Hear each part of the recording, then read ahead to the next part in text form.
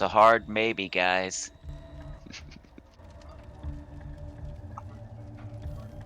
Howdy everybody, and welcome to another exciting episode of the Debauchery Circus campaign here on the Random Rhapsody Network. I'm Matthew R. Dawson, your friendly neighborhood host and GM, and joining me around the virtual table today are Stephen, Jr., Brie, and Brandie. Say hi, everyone. Hello. Hello. Howdy.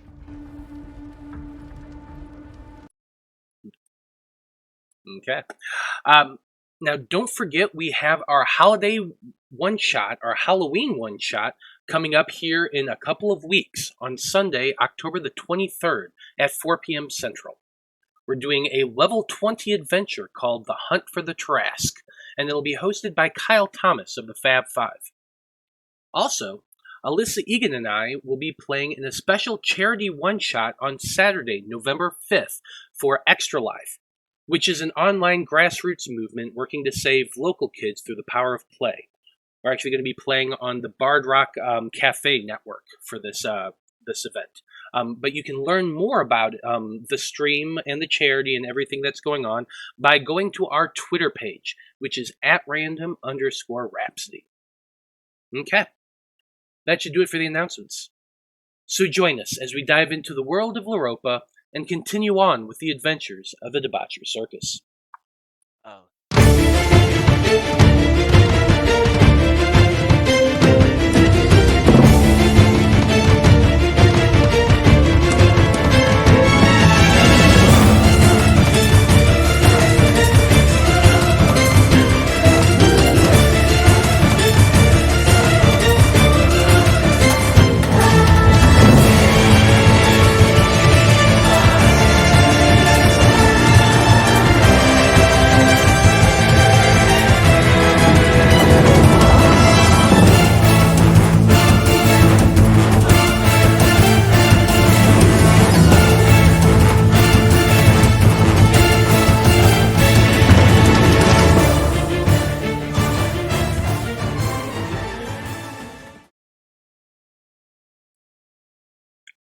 And I'll we're have to back. think about that one. So when we last left off, the Debauchery Circus had traveled to Northamia, the capital city of the Kingdom of Radagast, to shop around at the Enchanter's shop while Lapis undertook some research at the Erudite Conclave. After a bit of buying, selling, and trading with the half-orc wizard Antioch, the team was given a letter of introduction to meet a wealthy transmutation wizard who is powerful enough to be able to change the physical characteristics of their newly acquired flying carpet. Later that evening, the squad sat down for some dinner together to review the information Lapis had collected about the cult of the Dreamer and the Dreaming Tree. The connection between the cult and the Church of the Five seemed to intrigue each of the group for various reasons. And while the mission into Gulfrin did sound interesting, it was the Conclave's interest in the Church that soon became the group's focus. They learned that the Conclave was interested in infiltrating key locations in both Ranivika and Ravancia as soon as possible. But in the end, the group decided to wait to accept any quest until their commissions were complete. And so, Debauchery Circus, with your business in Northamia concluded, you all returned to Coltrast for the night. Ichabod informed you all about his wishes to run Tenenbaum Griff, the Tabaxi thief who had come with you all from Rowena, out of town, or worse. You all agreed, and you went over to the mansion Lord Edmund had granted that group, only to learn that the Tabaxi had gone out for the day and hadn't returned. You eventually all found Tenenbaum in the tavern near the gate in the main square, drinking with a group of locals. Blaznir attempted to eavesdrop on the conversation, but once he realized they were all speaking a language he didn't know, he boldly walked up to the table and joined them in an attempt to learn what they were all doing. It It was then that Blaznir learned that the thief intended to leave Coltrast in the morning to make the return journey to Rowena due to business opportunities that may have come up in the last day or so. Blaznir continued to buy rounds after round of drinks for the group until the party eventually separated, and the Debauchery went upstairs to the room he had rented, along with the two men he had been drinking with. Your party all met up outside near the stable, where Ichabod and Corin had been smoking to consider your next steps. But as you are all standing there now, considering your next move, a question comes to each of your minds. And that question is, what currently is your character the most curious about? And why don't we go ahead and start with Lapis?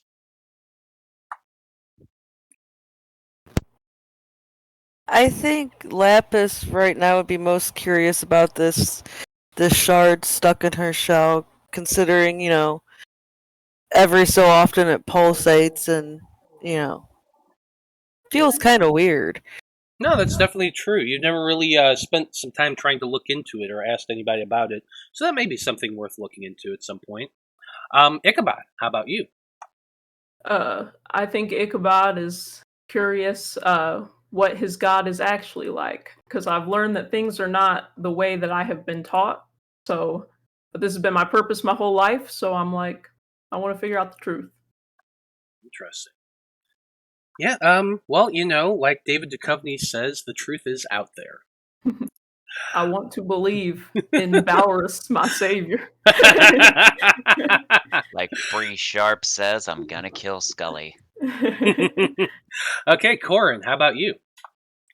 I think for me, it would either be like how deep the ties are between the church and the cult of the dreamer because of how widespread the worship is amongst the church and how much they've managed to influence their followers, or like what the actual situation is with my master, because at the moment it just appears like maybe he's not necessarily right in the head, but it could be more of an act, and I'm not really sure. Interesting. Okay. Blaznir, how about you? I think I'm mostly curious if, first of all, I'm curious if it's a bad idea to actually use the dream seed I have. And I'm also kind of curious where the dream root went, like who the dragon guy gave it to. Interesting. Yeah, that's another great question out there. Well, don't we know who he gave it to? Do we? I can guess. That priestess. I don't know. I don't pay attention, so. A solid guess sure that she's got it, but we've It's not like yet confirmed. 95% sure she probably has it. Well, follow along. Come on. I try. I really do. Mm-hmm. No, I know that feel, bro. Why I don't play the longer session games anymore, because it's just difficult to keep track of everything. I'm sure it'd be better if I knew how to take notes, but... If only we put these videos online afterwards, too, to go back and rewatch. Nah. I don't think so. No. But anyway... we love you, you know it. Right.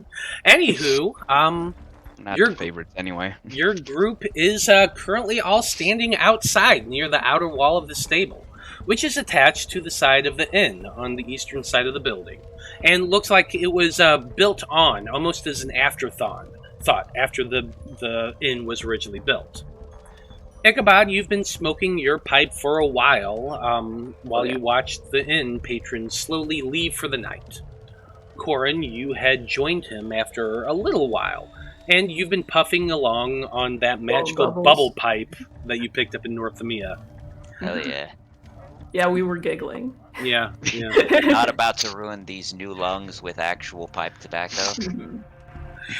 Well, while that was going on, Blaznir and Lapis, you had both stayed inside the inn so that Blaznir could do his reconnaissance with Tenenbaum and his crew, and Lapis kind of stayed at the bar watching over.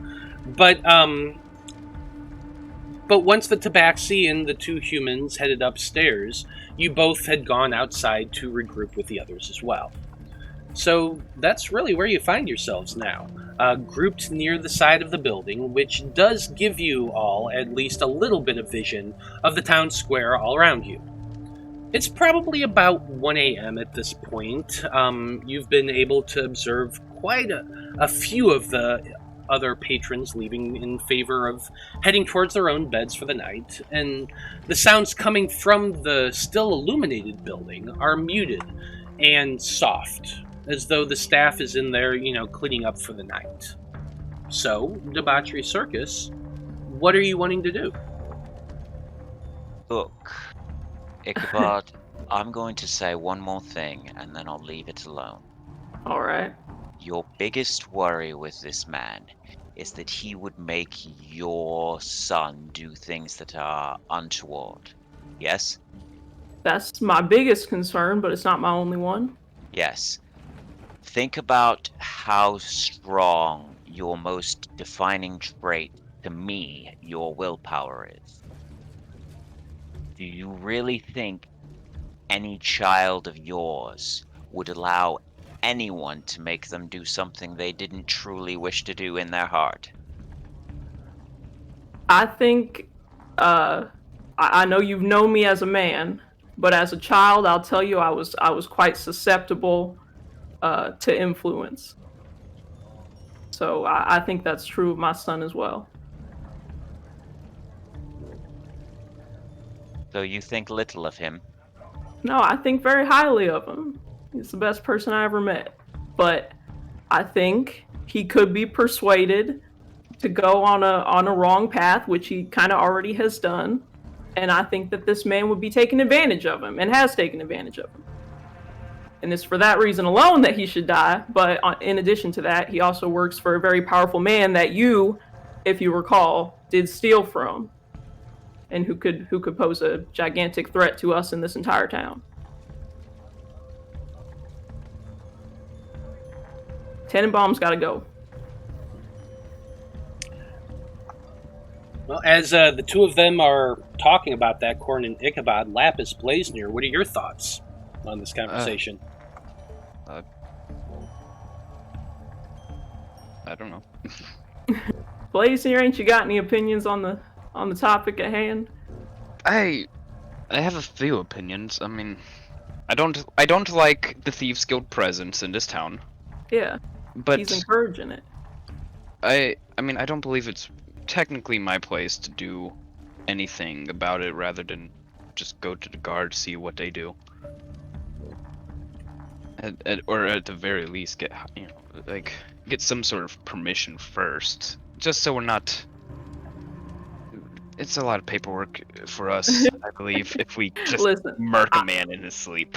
Yeah. Oh, Edmund, we're going to be killing a man. Hope you don't mind. All right, Edmund killed people. Do you remember when Edmund traveled with us? He has killed people. He has seen us kill people. I don't believe what we've been doing. I don't believe Edmund would care. I more of believe.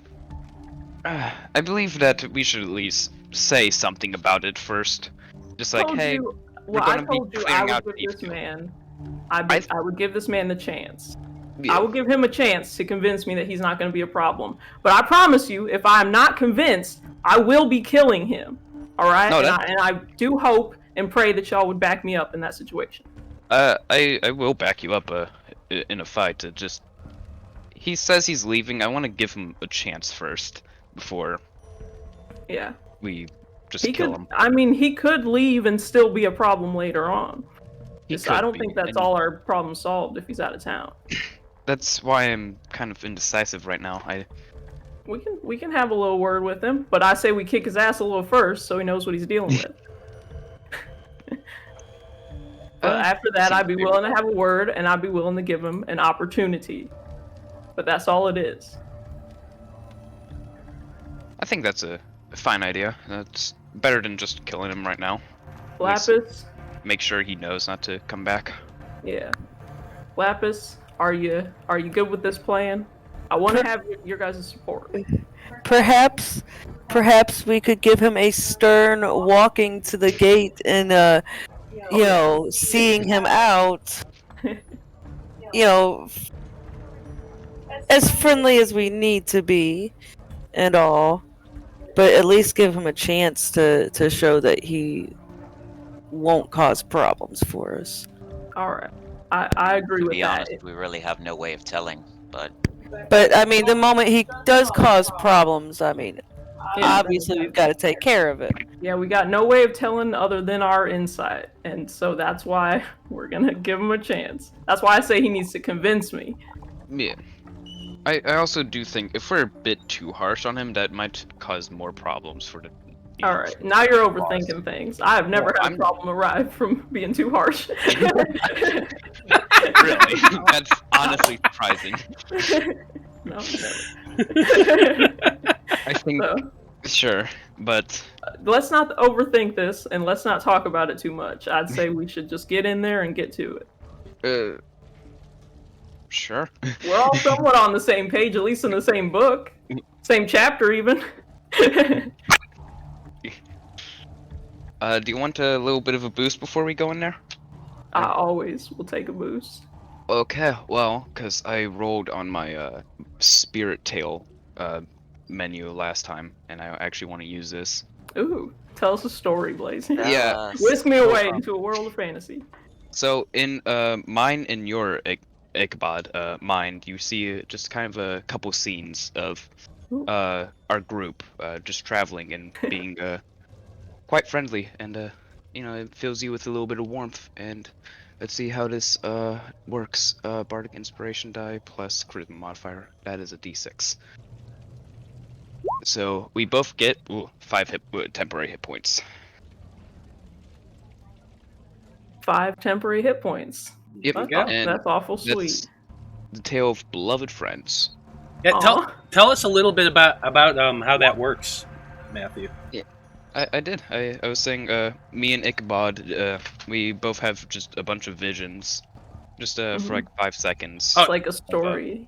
Yeah, I was just talking about what was the thing what was it called. That's more what I meant. Yeah, Tale of Beloved Friends. Tale of Beloved Friends. So what you're saying is that Blaznir and Corin are not friends. We're all friends. I feel really warm in my heart that even though you guys don't totally agree with this, you're still willing to back me up. And I just kind of like pat everybody on the shoulder. I wonder what it would feel like if somebody had done that for us. So, like to me, I see this as like the 4 of you standing in the side alley. The 2 humans just kind of fist bump as they're doing this Tale of Beloved Friends. Thanks, brother. we're bros now. Yeah. Now can I call you brother and you won't argue? I would never argue with that. You did argue. You were like, not did your I? brother. Every time you would say, I'm not your brother. Well, I don't remember that.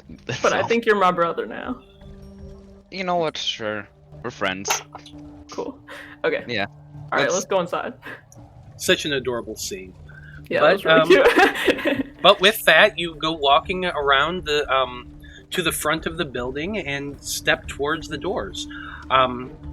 As I've described before, the Crossed Axes Inn is a somewhat decent-sized inn, 2 stories, made of that same dark gray stone brick that most of Coltrast is built from. However, it actually has like glass windows and shutters, and it's a very, what's the word I'm looking for? Well taken care of inn, especially now that the city is starting to get cleaned up and whatnot. As you step forward, Ichabod, you do see there are a handful of people left in the inn. Most of them are like either drunk off their asses and passed out on the table, or finishing up their last drinks before heading out. You can see the bartender behind the bar, a matronly woman in her 50s with a big pile of gray hair on her head. Washing glasses and putting things away at the bar. But other than that, it's fairly empty. Now, you... Go ahead. Sorry. Do I know if she is, like, the owner? We had stayed here before. Yeah, you have stayed here before. That is the owner. Okay. Let's see if I can... I do have her name. Let me pull that up real quick. Brandie's gonna go pick up the kids. She'll be right back. Okay.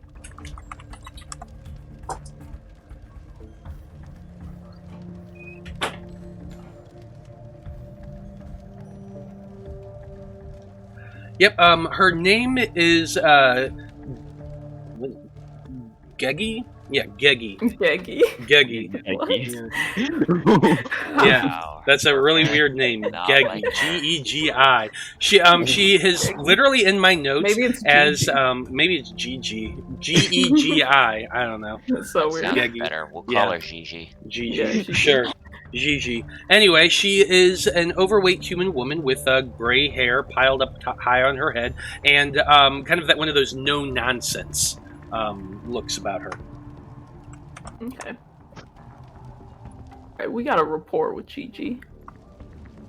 Yeah, Oui. you stayed here. This is the inn that you stayed in when you first arrived in Coltrast, where you put on the big circus in the town Yeah. square. That's where you're at right now. So you are familiar with this inn. There's stairs towards the back that lead up to the second floor to a very narrow hallway that is just filled with rooms. I think there's like a good 8 rooms up there. And you had stayed in them previously. Okay. I would like to approach Gigi at the bar. Okay.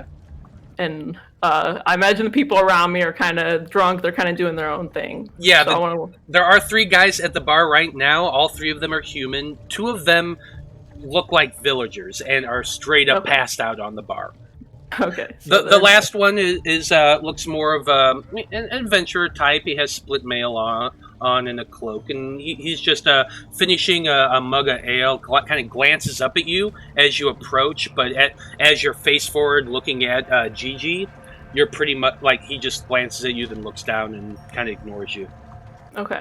I lean over the bar to get like close to Gigi and to kind of indicate that I want her to, to Yeah. get a little closer for some privacy. Yeah, absolutely. And I say, listen, Gigi, I heard you have a bit of a pest problem upstairs, but it's nothing for you to be concerned about because we're going to take care of it. And I tap a platinum piece on the counter to get her attention, and then I put 3 platinum pieces down on the counter. So when you said you have a pest problem, she looks really confused, and like her mouth was about to open, but then you started tapping that platinum piece, and her gaze kind of looks down at you at that, and looks up at you, and looks down, and kind of glances at the drunk guys there, and she's like, well, if you need to go upstairs and deal with any pests, by all means. Yeah, you might hear a little bumping, but it's nothing for you to worry about, I promise. Okay. She shrugs and says, as you say, and she Okay. picks up the 3 coins. All right, I look at my crew and I give them a little nod towards the stairs, like we're good to go. Yep. So Gigi don't have to freak out. Yeah, Gigi just kind of stands there at the bar. She watches as the rest of the group comes in, but like she just kind of does the mugs and kind of turns around and looks and goes over to the 2 drunk guys, trying to like poke them awake to get them to go home. She I seems just like to be the image of all of us like armed to the teeth, like walking through directly to the stairs. Yeah, that's literally And what's she's just happening like, right now. None of my business. I mean, you just gave her a shit ton of money. Yeah. Oh yeah. And I mean, I wasn't yeah. gonna skimp on that. All right. Okay. Go upstairs. So you start heading to the 2nd floor. Yep.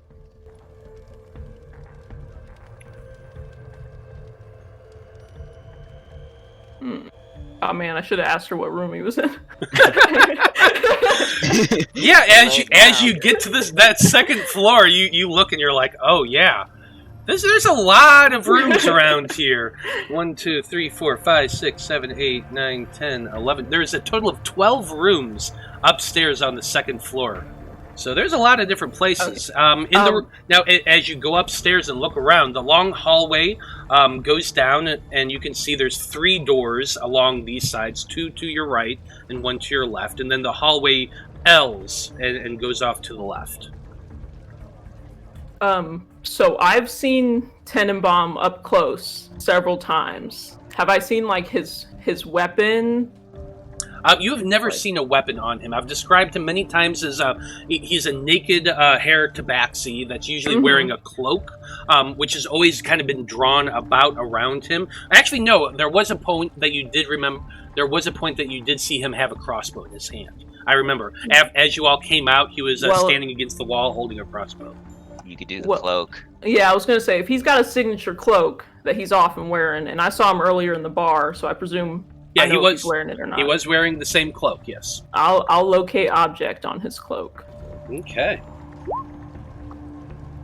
It's with the 2 other guys that he's having a meeting with. Just having a time. Giggity. Yeah, you find it, and it's hanging on like the doorknob. The cloak's just hanging on the doorknob outside. Okay. But no, it's like do not disturb. Yeah, you get me? Do not disturb. If the cloak is a rockin', don't come a knockin'. So you do actually sense the cloak. It is this room over here on the right side.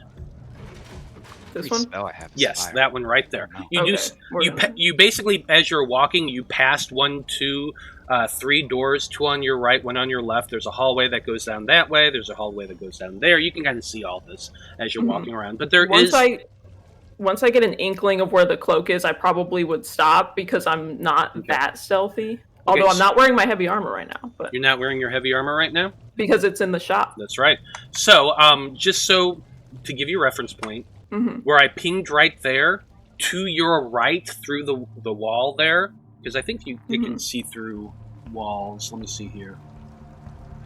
Spelling, locate specific. Yeah, it doesn't say anything about nuts. Yeah, it's only if they have like lead. The spell can't locate an object through any thickness of lead, even a thin sheet. Blocks a direct path. Yes, it's just lead, so yeah, you're fine. Yeah. So yes, it would be right there to the right, towards the back where you guesstimate, like the side wall is. Okay. All right, so I would stop in the hallway, and turn to my compatriots and be like, "Now's the time for a little bit of stealthiness." Oh, stealth. A little stealth. And if my stealth boy wants to go ahead, ooh, hey, pass without trace. I Much have that prepared. appreciated. Look at that. I have something prepared. It's great. Nice. I love that, Blaznir. Blaznir actually coming in clutch and has the spell he wanted prepared. Very nice. Yeah. All right. So I guess we're gonna stealth. Okay. Well, everybody, go ahead and give me your stealth checks. You do get to add in your pass without a trace to that as well. Oof. 34. 16. I am out of the campaign now. I got 25. Can't see me. Yeah, I'll roll for Lapis. Invisible. Yeah, you rolled so well the DM can't tell where your character is. Well, Dude, hopefully it's a group stealth, so we'll drag you along, Corin. I'm doing rogue numbers here. Like, Well, Yeah, right. these are rogue numbers. Yeah, actually, most of your group is really super stealthy, Yeah. except for Corin, who, as you're all walking along Scooby-Doo style, he just trips over a board that's a little high, falls forward, hits Blaznir, who's right in front of him. But fortunately, like, you have the pass without a trace, so things are a bit more muffled. And It just sounds like a drunk person tripping Yeah. back to their room. Yeah. They would but you never all know. seem to be relatively stealthy right now. Okay. Now the area kind of ends. The hallway ends with 3 doors, which you should be able to see. 2 on either side there, and 1 to the back. Okay. And it's this one that I'm It going is. toward. It is that door right there. Yes. Okay, I want to reach out and just kind of feel the handle real slow to tell if it's locked or not. Okay. Yeah. You go up and jiggle the handle, as it were. It is locked. It's one of those, latch type things made of iron, a bit of a pull handle, and then just a keyhole. Alright. Okay, I me make up way. there. Pulling out the old thieves' tools. Working on that lock. Guidance. Oh, that gets rid of pass without trace. Oh yeah, Yeah. because it's concentration. I don't need guidance. I got a plus 18. I got a 37. Doing rogue numbers over here. Yeah, who needs a got it. rogue? Advantage to the Irrelevant. check and a 20 dexterity. I think I'm good. Hilarious. Lowest I can roll is 19. 1 second. Yeah, with a 37, it is easily unlocked. And it clicks open. Nice. You open the door? I am gonna back away and let somebody else do that. I look at Blaznir, and I say, well, we know he's a tricky one, so maybe you should take a peep and see if this could be trapped. Oh, like look at the. Yeah, sure. I'm not good at investigation. I was Oh. thinking perception, but I don't know. I don't know which it would be. If it's investigation, I can do it, but... It is investigation normally if you're looking Okay. for traps specifically. Oh, then yeah, I'll look for traps before I leave. 15. You kind of examine along the door and everything like that. You do not see any traps. Okay. It's open. I'll give the all clear and back away. I still haven't Alright. opened the door yet because Yeah, I'll I'm be not the one. who wants to do this, so... That's alright. Before you go in, I'm gonna warn you. The only things I have are fire, so I'm not gonna be much help. Well, you got a sword, don't you? Ooh. Come on, Blaze. Just open the door. I've seen you with that sword. You're getting better and better every time. Okay. I open the door. Okay. When are you just like pushing it open? Or are you doing it like just a little bit so you can look past it? Yeah, I want to. Are you going big and dramatic? Okay. What I'm worried about is like he's got like some cans on top of the door that fall and rattle or something. I mean, you could do that if it was ajar ahead of the time, but it was it was flush. Yeah. Okay. But that's fine. You open it a little bit and kind of start peeking inside, which I'll go ahead and do for you there. And as you glance inside, go ahead and give me a perception check. Love perceiving. Ooh. Oops. So, like, you glance through the door at Fucking first, dark in and here. like it's pitch black. There is no light in here. So, like, you're not seeing a whole hell of a lot, which actually I might have forgotten to do on this. I squint. Human eyes. Blaze, I can't see. Yeah, shit. those human eyes of yours, you're kind of looking through there. You do not And see... I'm getting old. Like, you only have it open a little bit, and you can see that there's a table and there's a dresser, but it is pitch black in there. You do not actually see anybody. I open the door more. Do you want some lights in there? I'm gonna You know, step inside. Just some. No, I'm squinting real hard. Okay. Okay. Okay.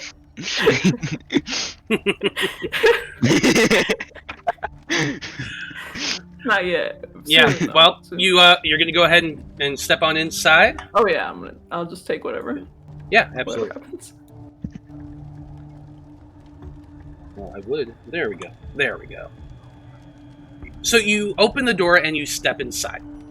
And like I said, it is pitch black. But now that you have the door fully open, you can see that there's a window over here towards the edge that has a little bit of the illumination from the outside in. And you see, sitting on a chair, a lump that you assume is probably Tenenbaum sitting right in front of it.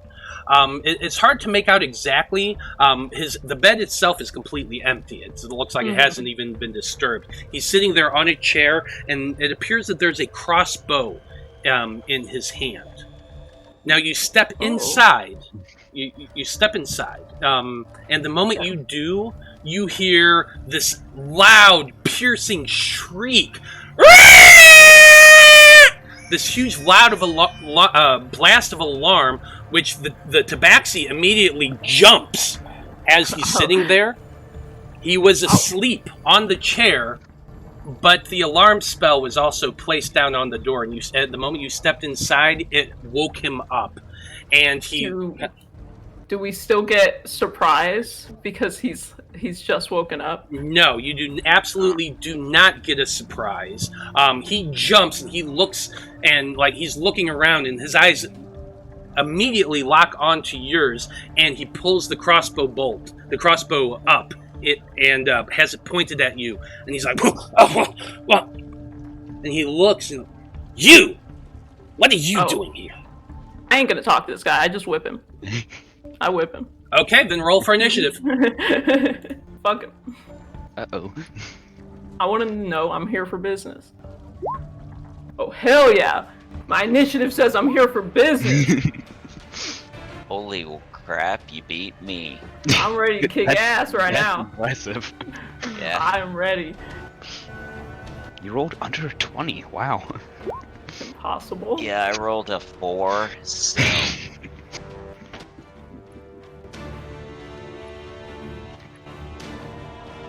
And again, my bonus isn't quite as high as it used to be since becoming an elf. Oh, we gotta get Lapis in here. Yep, I'm working on it. You didn't even have the courtesy to like make it a mental alarm. I know, like... he could have got that ringing in his head. He had to make it loud. Let's get in here and slam the door shut. Slam the door shut. You know, close it. You're like, hey, make us stealthy. Let's do all this rogue shit. Oh yeah, let's rush in. Well, he and saw slam the us. door. He saw us. You want to keep sneaking around? I I'm mean, not here. you paid off the barkeep. What Yeah. about all the other patrons on this floor? Yeah, they're all gonna come to his rescue. You never know. Somebody might. Never know, but we're about to find out, aren't we? Nah, it's fine. It's fine. That's why you close the door. You think they're gonna beat this 37 thieves duel? They ain't gonna get that. This could have been real hard to unlock.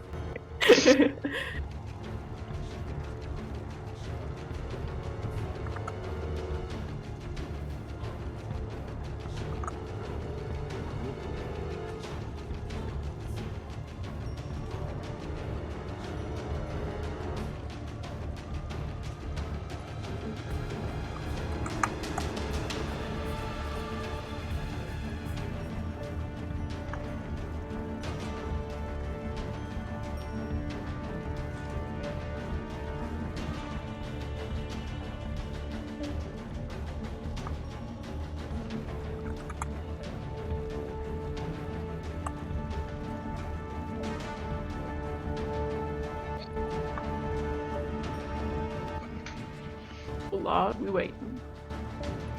Oh Lord, he coming.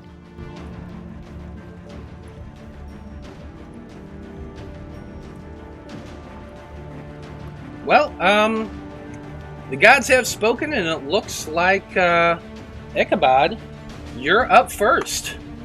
Alright.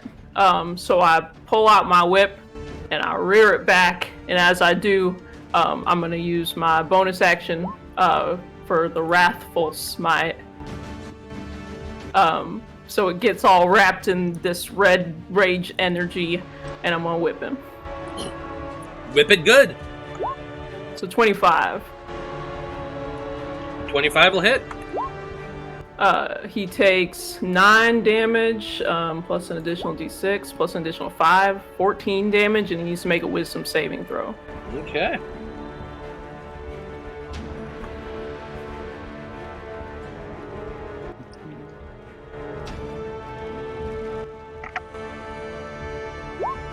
Nat 20 to save. He's not afraid. That's right, I'm gonna whip him again. So 27. That's gonna hit. And on this one, I'm gonna expend one of my whip's charges to try to grapple him. So that's a strength saving throw.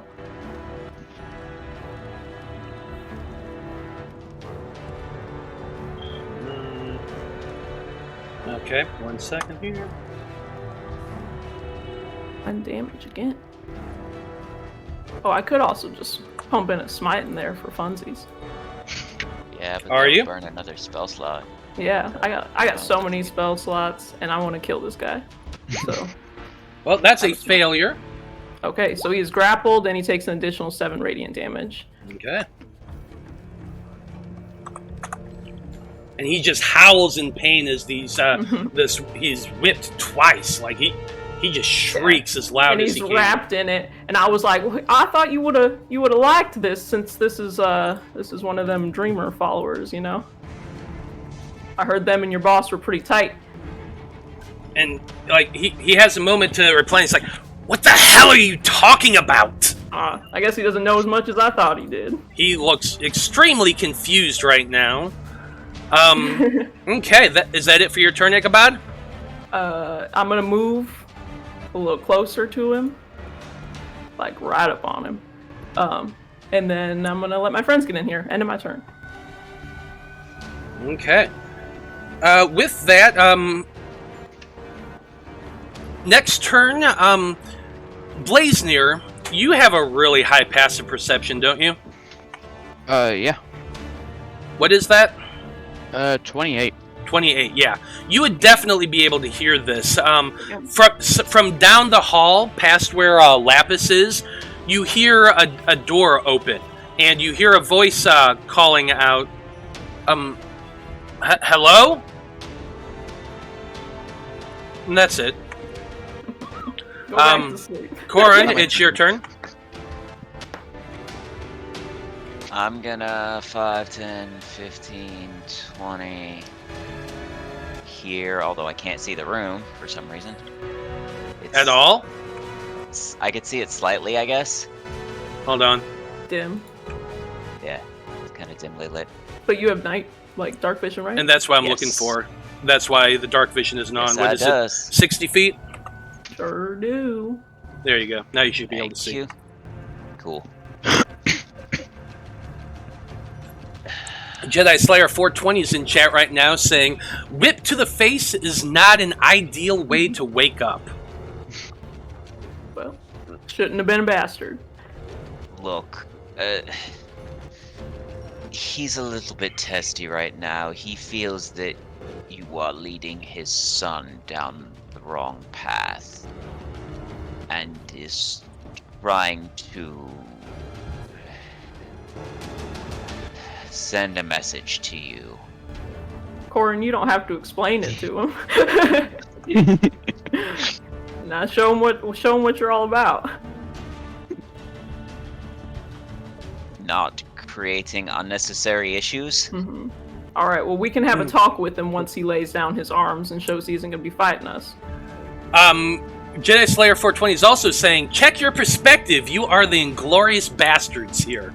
Hell I yeah. have never seen that movie. Sorry, what was it you had last said? Because I wanted to respond with Tenenbaum. You said that that basically Ichabod's upset. Ichabod's testy. Yeah, testy. That's Ichabod it. Good cop. A little bit of good cop, Yeah. bad cop right here. Feels So- that you are leading his son down the wrong path. We have a group rating with a party at 8. Welcome everybody. We're watching as they beat on this poor Tabaxi in his room. It's not Whoa, some poor whoa. Tabaxi. He's a criminal. Ichabod beats on him. Why But are you taking... Anyway, Corin, Tenenbaum looks between you and him, and he's like, "What the hell are you talking about? I haven't done anything to your kid. I looked after him. I made sure he was getting a place to stay and had food and everything, you damn fools. You brought me here and now you're attacking me?" No. I am didn't bring attempting here to my own resolve volition. things peacefully here. You are a member of the Thieves Guild, are you not? He looks at you and he says, "What the? There's no Thieves Guild." The The Syndicate. Cerulean Syndicate? Don't play stupid with run us. by It's that not cute. massive dragon that was firing off concussive blasts from the sky. That is, and I feel like this is a lot of talk for 6 seconds. Sure. Yeah, it really is. So that can be my end of my turn. I don't care. I'm not casting. So are anything you else or are you anything. trying to roll a persuasion check? What are you doing? Yeah. I mean, I can't roll one against you because that's No, not- against him. So I you're trying to mean- convince him we don't need to have a fight. Well, so if he gives up, You can make a persuasion roll against a character. Like, it's up to them how they interpret it and how they want to proceed from there. But if you want to make Yeah, a I roll, guess I'll but why roll are you against trying to persuade Tenenbaum. me? We talked about it. No, outside. I'll roll against Tenenbaum. Okay, But what do you- I got an 8. So. yeah, yes, absolutely. Next. Okay, Blaznir, you're up next. Okay. Yeah, I don't really care about the person yelling for trying to see what's happening. Just gonna step into the door like, hi. Let's see. I had stuff in my mind what I was gonna say, but now I can't remember it. Well, you're standing at the doorway. You see Ichabod has got his whip wrapped around Tenenbaum, who is like, he wasn't sitting in a chair. He kind of popped up and had a crossbow out when you guys burst in, and then Ichabod just wrapped him with his whip, and he's now being held tight. And you can see Corin standing at the bed next to him, like, and trying to persuade them both. But yeah. Sure. Yeah, I'm just gonna like, hi, bud. We just wanted to make sure that you weren't going to cause any problems with the whole syndicate after you're gone. And honestly, yeah. He looks back at you and he sees you there at Blaznir. He's like, we are having drinks with you. I told you what I was doing. I'm leaving in the morning, and then you're assassins. That's what you all are. Assassins? You have to be a like the political sound figure of for that. that. I kind of like the sound of that. Are you a political figure? Either way, yeah, we just want to make sure we don't have any, like, syndicate members screwing around our town. And also, that dragon is kind of scary.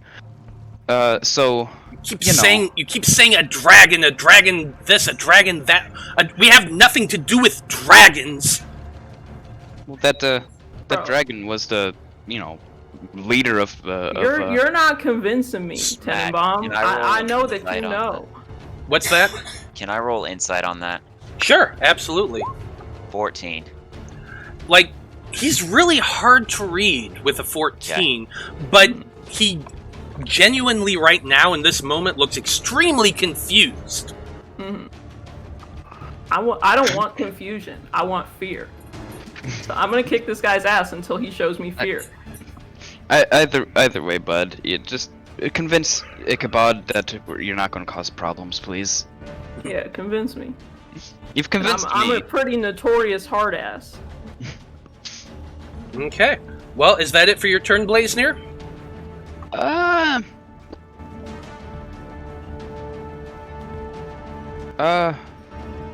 Can I just get some light in the room with the dancing lights?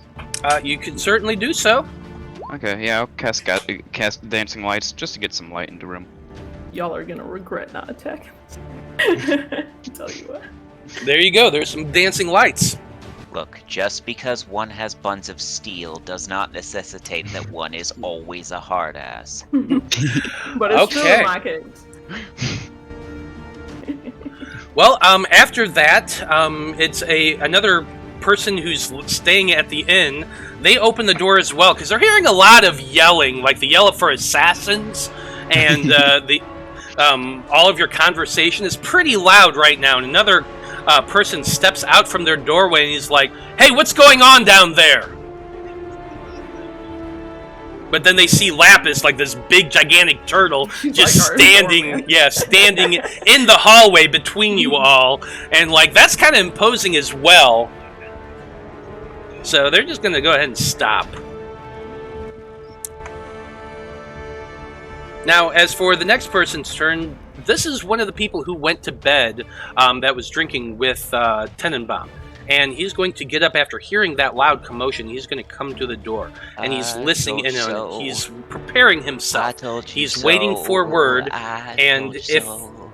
If something's going to happen, he's going to fucking attack. But he's holding his action with the door right there. People were gonna be concerned. Blaznir. Oh, well, yeah. Your passive perception, you do have your passive perception, which was like what was it again? 28. 28. Yeah, it's stupidly high. And so you do hear like in the door behind you, there's a clicking as though the key is being turned to unlock the door behind you. Well, there's probably somebody else in that room as well who's hearing all this commotion. But the door does not open, just you hear the click. Like was it unlocked or? Yeah, it sounded like, it just sounded like a key in a lock, and you hear the click of the lock. Sure. Either way. Your passive perception is stupid high. You would be able to hear that. Okay, it's like really hard to go to sleep with it. It's Tenenbaum's turn, and he says to you, I told you I was leaving in the morning. You think killing me is going to stop the Syndicate? The Syndicate is everywhere. The Syndicate is everywhere. And you think doing anything to me is going to change that? You are a fool. And you are a bigger fool if you think killing me will stop your son from doing anything he wants to do. He is a grown man. Listen, Tenenbaum, I don't think it's going to end the Syndicate. I just want to make you aware that my son and all of those other kids don't work for the Syndicate no more. They don't work for you. They don't work for your boss. And I want to make sure that if you ever see them in the future, you run like your life depends on it, because I promise you, it does. Now convince me that you're going to leave and I'm never going to see you again, and I don't have to kill you. But if you don't convince me, I will finish this. Whether they're in on it or not, I'm going to finish it. He laughs at you again. All right. And he says to you, your son is no child. You think I'm forcing him to do anything? You are a damn fool. It's not about being forced, Tenenbaum. It's if he comes back to you and gets down on his hands and knees and begs you for a job, I want you to run. All right? I want you to say no. That's what it's about. Oh, I'm going back to Rowena, and I had no intention of coming back here. But you will see. And he begins to cast a spell. Okay. Counter spell. Okay. You cast counter spell, and the spell fails. And he smiles again, and he says, I thought you might do that. And he casts another spell as his action. At which point, the entire... Is that 2 spells on one turn? I know, it's crazy, right? It's almost as if he has meta magic to be able to do that. At which point, the entire room... No, meta magic... That still doesn't, unless it's a cantrip that he counterspelled. Yes, it was. There's a bonus action cantrip? Yeah. Well, he used meta magic to make a bonus action. Oh, right. So if we really want to get metagamey and me explain exactly what's happening, he used a quicken spell to cast a spell as a bonus action, and now he's doing another one as an action. And the spell he's casting as an action is Thunderstep. So I'm going to need... Of course, it's not working. There it goes. I'm going to need everyone to make a Constitution saving throw in... Ichabod and Corin, probably. I think it's just Ichabod and Corin, but let me check this. Yeah, each creature within 10 feet of the space. So it would just be Ichabod and Corin. Okay, so with the +4, it's an 18, which means I save. You do save, so you only take half damage. Ichabod, you do take the full damage, which is 21. Is there an additional effect? Yeah, so what happens is, with Thunderstep, I'll actually explain how this works. He just immediately disappears. Poof.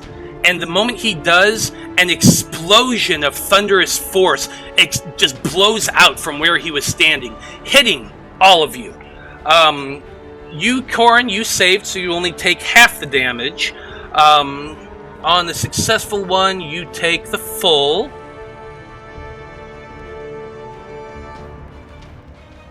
It doesn't push you back or anything like that. It's just you get hit by the force damage, but then he disappears. So what? I thought you said there was an additional effect. Is there not? I thought there was. Yeah, the additional effect is him teleporting. Okay. I thought there might have been something that also pushed you, like Thunder Wave does, but it doesn't. Mm-hmm. Cool. Just double checking. But he disappears. Yep.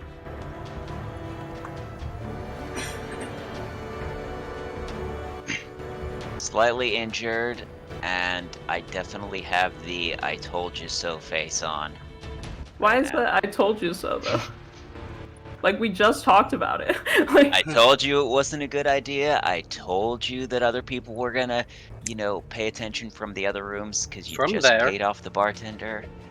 Just well, you were free to offer him money at any time. From there, he's going to go ahead and climb down. It's a bad thing about being party leader is everybody wants you to make decisions, but then criticizes you for those decisions. I know, right?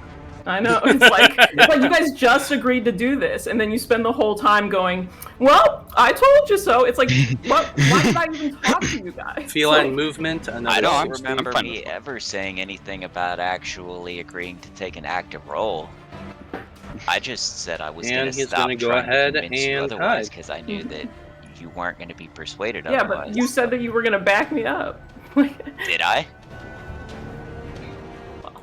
My bad for thinking I we were did. close. But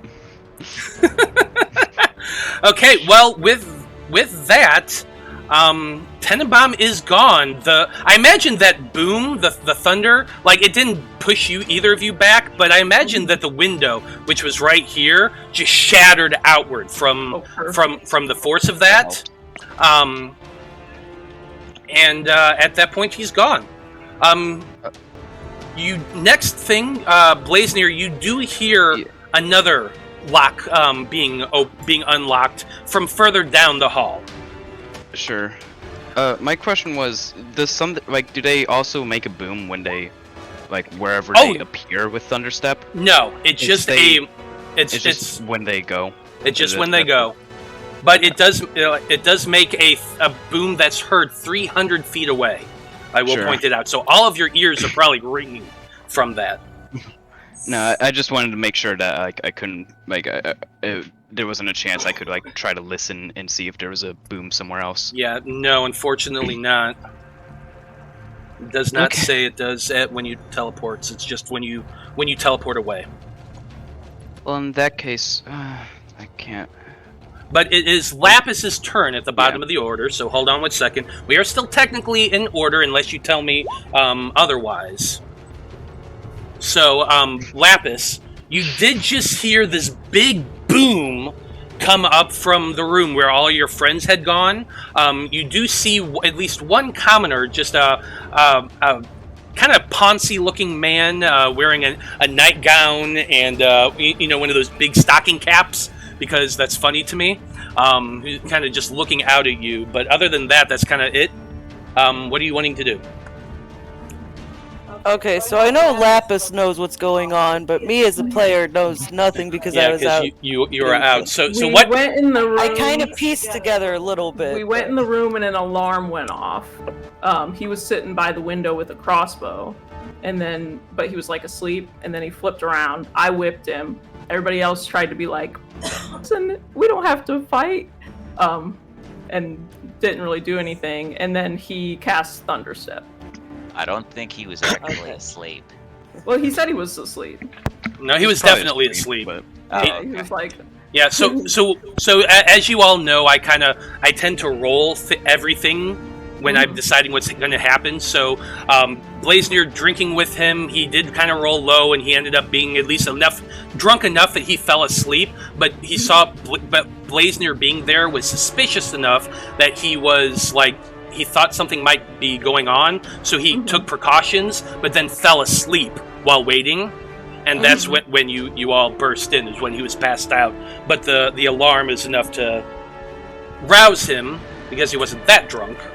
And yada, yada, yada. Things happen from there. But yeah, he Thunderstepped away, so we've currently lost sight of him. Yes, but you have heard, you saw the guy come out from his room, seeing all the commotion. Then after that, you heard this big boom, which you just heard come from that room. Okay, so I'm gonna look at the guy behind me, and be like, "Got this. I got this. Go back to your room. I've got this."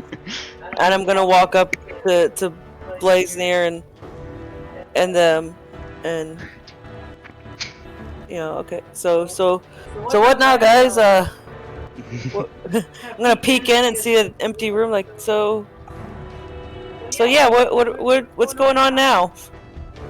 He got away, and Ichabod may have made a new enemy. I look back at Lapis with a very angry expression on my face, and I say, "I'm finishing this." Okay. Well, what do you do? Lapis, are you doing anything else on your turn, or is that it? Really, honestly, don't know that there's much else I can do because there's nobody in there to detain. You could look out the window. Okay. I guess I could do that. Yeah, maybe I'll just go over. Do I have enough movement? Yeah, I would have enough movement to go out the window and kind of peek out there, wouldn't I? Yeah, you certainly would. And that would allow you to use your bonus action to make a perception check to look out there and see if you can see him. Alright, +1 to perception. Here goes nothing. So 14. Yeah, you scan the road down below, which as you're kind of looking around down to the south, you can see the roof of the stable there. You're kind of scanning around. You do not see Tenenbaum or any movement. It's actually pretty quiet. There's nobody out there right now. Yep. Looks like he's gone, guys. Whatever will we do? Mm-hmm. Actually, no, I'd probably have to do that on my turn. Never mind. Yeah. Well, it is the top of the turn order, which, Ichabod, it is your turn. You do have a object on his cloak. Okay. You're casting the spell Locate Object again, or is it still maintained? Well, I think when I did Wrathful Smite, that's technically concentration. Got it. Okay. So. Okay, so you have to cast the spell again? Yep. Yeah. Okay. And how far of a distance is it? 1,000 feet. 1,000 feet. So yeah, you got plenty of space. He is indeed about, let's see, let me do the math here real quick. Like, it's hard, you don't tell a distance beyond, you can just sense him. He is still in town, he's to the east. And you kind of look out that window as well, and there are plenty of buildings out in that direction. It's just to the east. I'm gonna walk up, since Jedi Slayer gave me disadvantage. Mm-hmm. How high up are we? Oh, you are pretty damn high. It's the second floor. We're gonna say you're probably 20 feet up right now. Oh, 20 feet? That's nothing. I jump out the window. Okay. No, I have stuff. Okay, you go running and jump out the window. So go ahead and give me an athletics check with disadvantage. With disadvantage. That's an 11. That's an 11. You hit hard. You land on the ground, and just your legs buckle under you, and you hit. You're only gonna take a sloppy roll. Yeah, it's a slop roll. You're gonna take a total of I can't move myself. 10 points of damage. I'll move you. Nothing. 10 points of damage. It ain't much.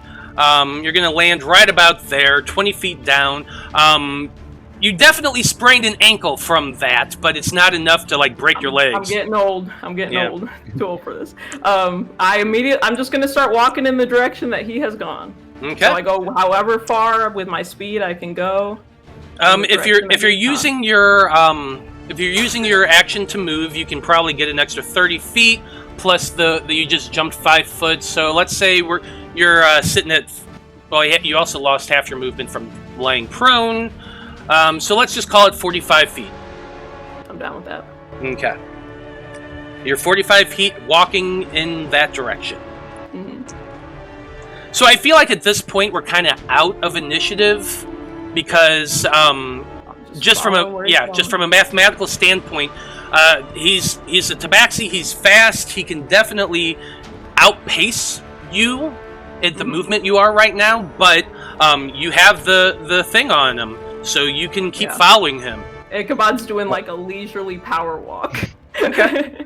Because I know he's teleported away. No, this ain't over. I will say, once it comes to my turn, I have something where we can get to him. Oh yeah? Mr. DM. Well, yeah, and I was getting ready. But for right now, I'm just saying we're out of initiative. Okay. You are all still in the inn. You just watched Ichabod jump out, but I'm not going to hold you to initiative order. So you just tell me what it is you're wanting to do from here. All right. I'm gonna follow Ichabod. Just jump out the window as well. You're just jumping out the window as well? King. I'm gonna cast Okay. Fly and follow them. Yeah, go ahead. Go ahead, Blaznir, and roll me an athletics check. And Lapis can just jump out the window, no problem. Can it be? It can't be acrobatics. Nope. By chance? What if he Okay. does a super awesome power roll? Yeah. You know. Nope. Nope. You're taking your damage as well. Whatever. I look at Blaznir and with the biggest smile on my face. Yeah. Blaznir is my brother today. You only take 6 points of damage, but that hurt, and your ankles are also twisted, and like you're that. Ow! That fucking But hurt. I think that's only 1 point from your actual health. 'cause you have That all is 10 only HP. 1 point. Yeah. Nothing. That tail is really helping me here, but I'm gonna catch up to Ichabod and just put my hand on his shoulder and on the edge of my cape, like, where is he? I tell him relative to what I'm feeling in my soul. Right. Do we want to do this alone, or do we want the other two? Because If I can it's get up just- there. It's I just you and me. I was gonna be following out the window too. Yeah, Well- you can jump out the window and land without Yeah, I issue. mean, You're a monk. I can run down the wall. If I got the sense that Corin and Lapis were going to be helping us, I'd love to have them there. But Corin has made it pretty clear he has no intention of helping on this.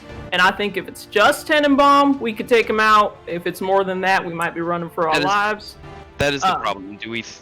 Because like I can get us both there right now, if you think Kind of like the sound it's of just that. Tenenbaum. But He could have backup, but we might get there with enough time to end him before his backup arrives, if we're lucky. And I but- defer to you. This is your Lapis, choice. you got any intention of helping us on this? Or you would? I mean, I'll protect you when you need it. And you're pretty So- fast, ain't you? Yeah. I think I'm. All right. Yeah, I'm fast. I would like to give to Lapis the best description I can possibly muster of where I feel that he is, and then me and Blaznir can teleport there, and then Lapis can sprint super fast and catch up with us. I'm hoping. Okay, so because you have the sense of where he is, like you know he's to the east of you. Okay, and you know relatively like straight east, and like your group's kind of talking for a minute or so as you're walking, but as you start describing to Lapis, it's to the east. Suddenly it shifts, and now it's to the northeast by quite a distance. Like you can feel that he moved. He's much farther away all of a sudden. All right.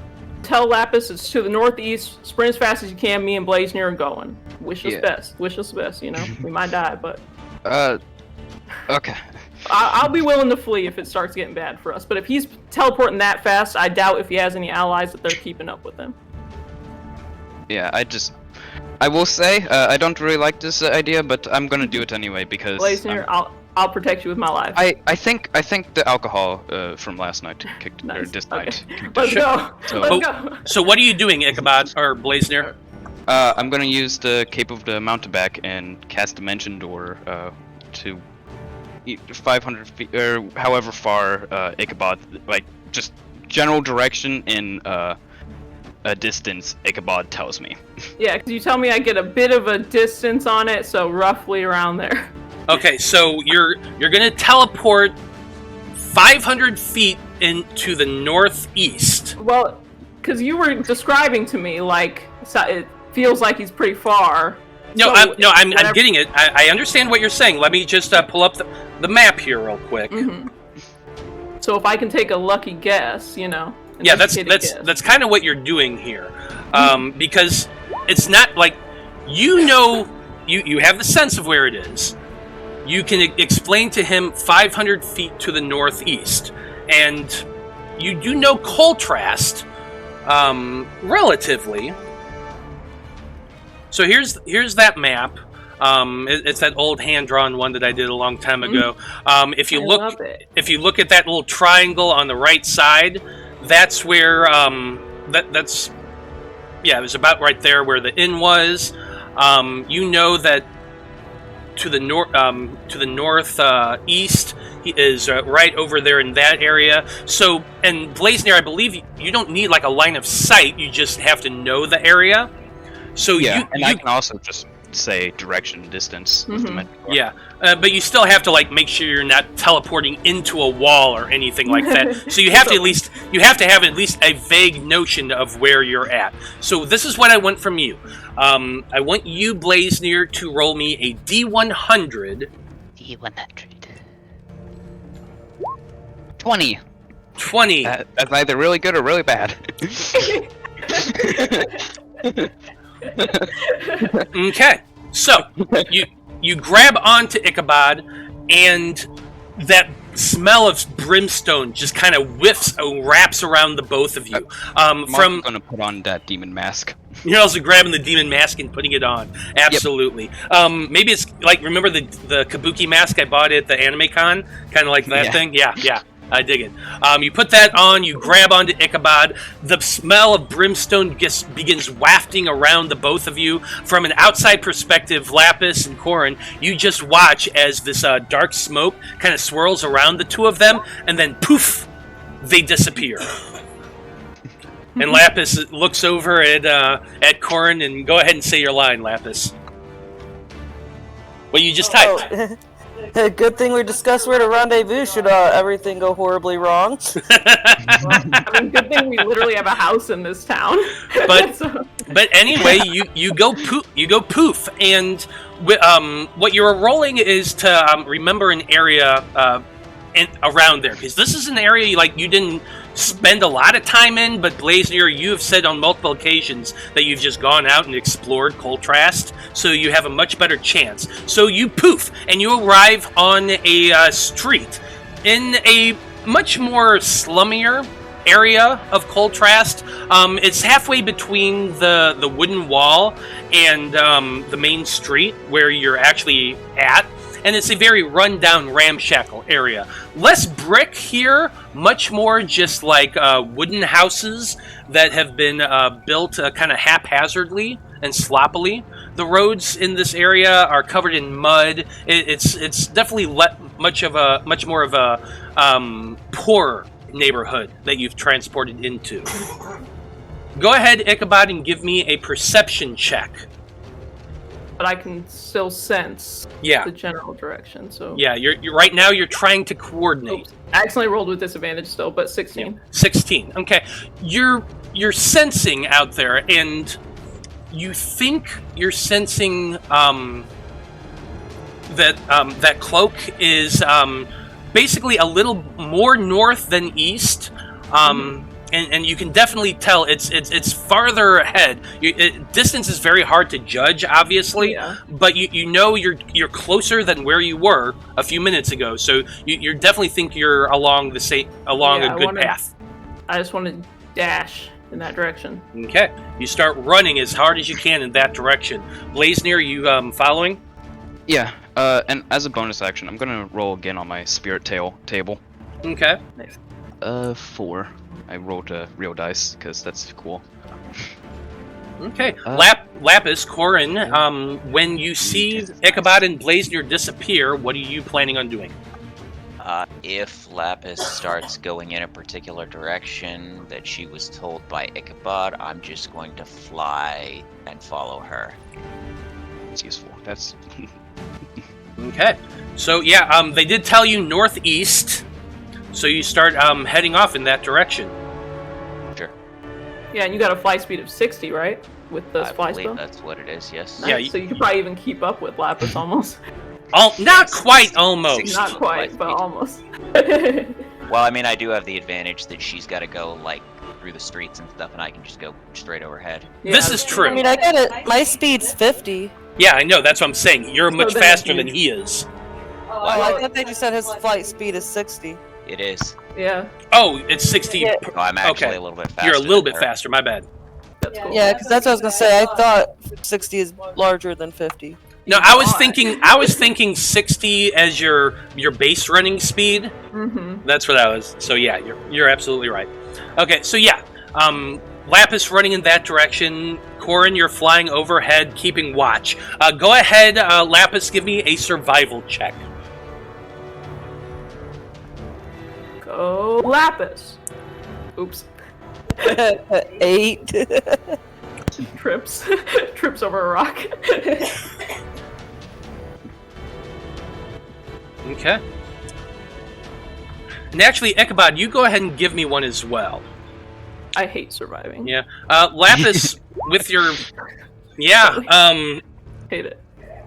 you're both, like, the both of you are trying to find your way, piece through. Ichabod, like, you can sense in the direction, so you're just following it, but, like, you're having to weave around houses and little plots of garden and stuff like that, and there's a lot of junk in this area, so like it's taking longer than you want because you're having to run around areas, you're having to climb over things or that sort of thing. So you're beginning to lose ground on it. You can definitely sense it's outpacing you quite a bit. Go ahead, both of you now, Ichabod and Lapis. Give me another survival check. Okay. Do I get anything from Blaznir being here with me? Blaznir, what are you doing? Because like I've been assuming you're just following.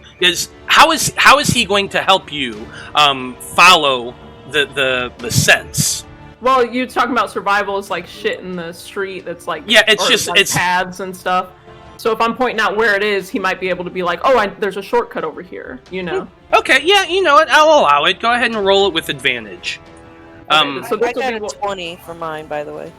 So will this be 1 for my 4?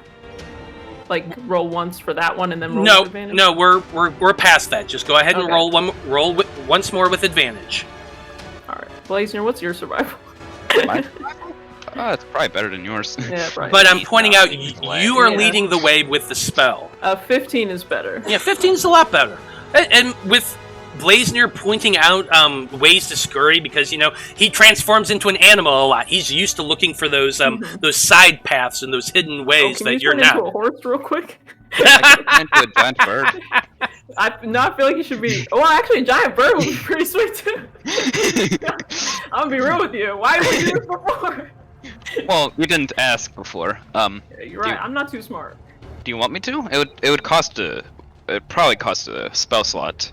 Because I can't do that as my regular thing is a bit limited, but I can polymorph. I have that. Blaznir, I gotta tell you, I love you more every second. All right. Sure. I'll polymorph into a giant eagle then. Okay, you're polymorphing into a giant eagle, and you fly up and grab onto Ichabod and start flying up over the city. I'll let him on my back. I'm riding this eagle. What are you talking about? I think my life. Fine, whatever. But Corin, while you're flying overhead, following Lapis, go ahead and give me a perception check. All right, so Sauron spots you guys with his giant glowing eye. Yeah, basically. 22. Yeah, so here's the funny thing. While Ichabod and Blaznir have been rolling survival to try to navigate through the city slums, Lapis has been rolling it to be able to just go in the right direction. And the first time she was failing pretty horribly and got really turned around and wasn't going in the right direction. The second time she was angling a little bit better to the northeast, but then as you're looking around, you're also watching her and you're watching the skyline. You suddenly see just this giant fucking eagle start flying up from the city. You're like, huh, that's not native to these areas. I bet that's probably Blaznir. Who could that be? Yeah, exactly. Who the fuck else could the giant eagle be? And Blaznir's just as flamboyant as I am now.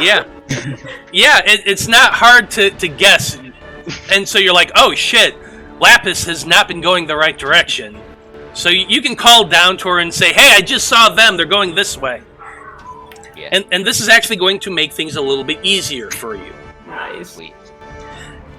Now, before we go on break, I'm going to go ahead and tell you that after about... how long does the spell last, by the way? Which one? Your locate object. Your locate object. I think it's. Let me look. It's 10 minutes. 10 minutes. Okay. Mm-hmm.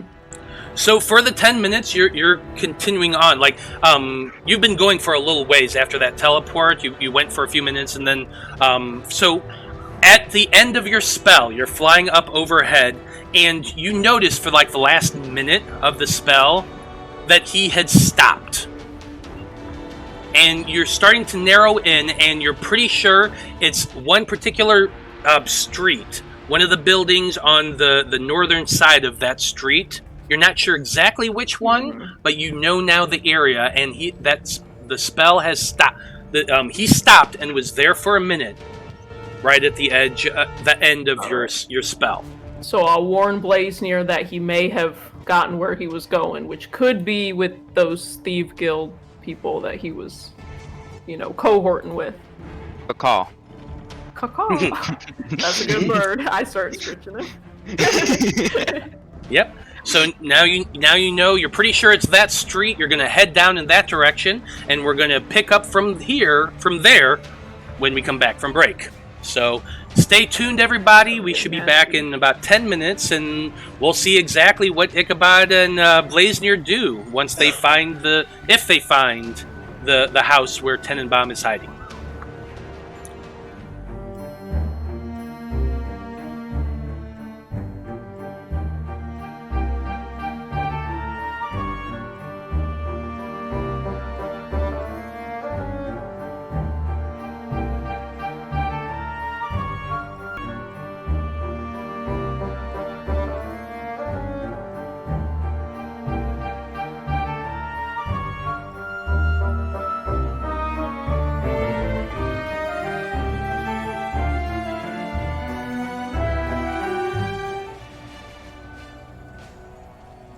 Howdy, everybody. We are back.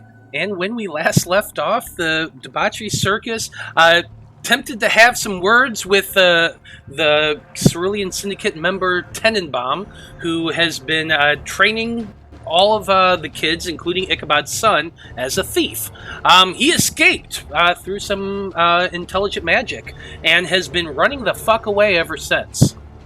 The group has been following. Ichabod used his locate object spell to track the thief Tenenbaum throughout the city. And when last we left off, Blaznir turned into a giant eagle, flew Ichabod on his back to the location, and right before the spell went away, Ichabod was at least able to narrow it down to the point where it's within this one street corner, with one street block, and a few of the houses. So you know it's probably within one of those few that are down there, but you're not sure which one. So, Ichabod and Blaznir, let's go ahead and start off with you, because Lapis and Corin are fairly far away right now, but Corin did spot the eagle and sees the eagle heading in that direction, so you know generally where you're doing. But right now, the two of you are still flapping overhead, above the city, and it's probably about close to 2 o'clock at this point in the morning. All right. I say to Blaznir in eagle form, do you see any sign of something that might indicate one of these buildings as being maybe a Thieves Guild hideout or the like, or any evidence that somebody might be awake in there? Just because I know your perception's better. Yeah, I'm going to direct that towards the DM. Do I? Well, you can certainly find out. You are a giant eagle right now, and I will also point out that it's the middle of the night, so you can go ahead and make a perception check, but you're going to be doing so at disadvantage. Yeah. Giant owl. Does he have night vision?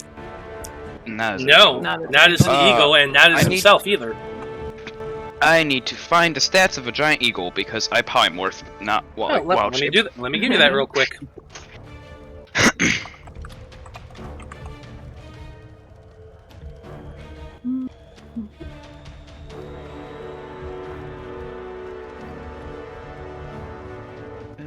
In that case, can I also try to look with disadvantage? Perception +4.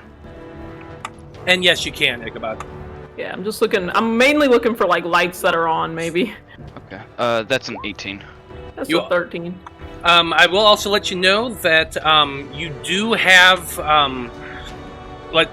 Blaznir, you do have the character sheet now. Oh, I do? Okay, Yes. cool. But you've got a 18. 14. You've got a 14 because you're rolling with disadvantage. Yeah, but +4 for the Oh, stats. I gotcha. Okay, yes. So. I gotcha. Okay, so yeah, you with an 18, you're looking down, and like you look in the direction that Ichabod pointed, and you do see 3 buildings. None of them are very large. They're all single-story structures. One of them has a little sign in the front of it just hanging there, but you're far too far away to make out what's on it. But the middle one has a sign in front of it, as though possibly a shop of some type. The other 2, you can see them. They're both single-story structures, as I said, but with a beveled roof. And apart from that, you don't really see any signs. Like, it's just they're buildings. You can see the roofs. You can see that they're like kind of not the greatest shape in the world, as though like there may be some bowing in some places, or maybe a gap with some of the boards, but nothing that outwardly indicates, oh, this is a Thieves Guild lair. Sure. Yeah, I thought maybe. I'm maybe guessing I don't see. Do I see anybody just like sitting outside of anywhere? With the 18, and no, you do not. The streets are actually pretty empty because, as I mentioned before, it's almost 2 a.m. None of the 3 houses have any lights on or anything like that. Like, you're looking for illumination coming out or anything like that, but they're completely dark. Well, perhaps if we get up close, if any of them are indicated to be a Thieves Guild hideout, they might have some, what is it called, Thieves' Cant, like maybe etched. I don't know what it is in your world. I guess it's like clicks and it's more of a language. Well, so Thieves' Cant itself is like an actual. It's kind of like ASL, but with extra steps. There's a little bit of clicking. There's a little bit. There isn't a written form, but thieves do know that. Well, there's a lot of different codes, I would say, but that thieves typically I would think know. like symbols to indicate this is a shop that buys stolen goods. Which is what I was getting ready to start. Kind of like in Skyrim. There's like little marks. There are some, and you did have a thief with your party at one point who did know this sort of thing and knew how to look for them. Whether or not Willow like imparted all of that information to you, probably not. But I'm sure she at least pointed out the fact that it does exist and things like that. That she did at least direct me to one particular shop that I knew as being a member of the Cerulean Syndicate, because that's who I went to when I was looking to get an illegal copy of Learning. That's Elvish. true. So you do definitely know it exists. You know it's out there, and you know that they do mark different buildings based on what it is and what relation there is to the Thieves Guild. But you wouldn't know like every single solitary mark. But you do know that they exist, and so you know you can look for those. Well, Blaznir, educated guess, I'd probably go in this middle little shop here. But I do have one more spell slot I could try for another locate object if it became necessary. I know you can't speak to me, so if you wish to land and try this. So. Okay. You want to try this middle shop? Finding a big enough place for me to land. Is there like a chimney in the roof or anything? Yes, actually, in the 2 buildings to either side, there is a small like metal funnel that goes out with like a little shade over it. That probably it's probably a like a stove pipe. Okay. But not in the middle one. Not in the middle one. All right, I'll leave it to Blaznir to decide where he wants to land. I'll defer to you. All right. I'll land somewhere on like if I can land on a street, if there's anywhere big enough for me to get into. Maybe an alley between them. Yeah. There are no alleys between them that you could get into. You're pretty damn big, but there is enough of an openness to the streets themselves that if you were to land in like the center of a 4-way intersection, you could easily land there, no problem. Then that's what I'll do. Okay. Then we're gonna so then I'm gonna go ahead and move you to a different map.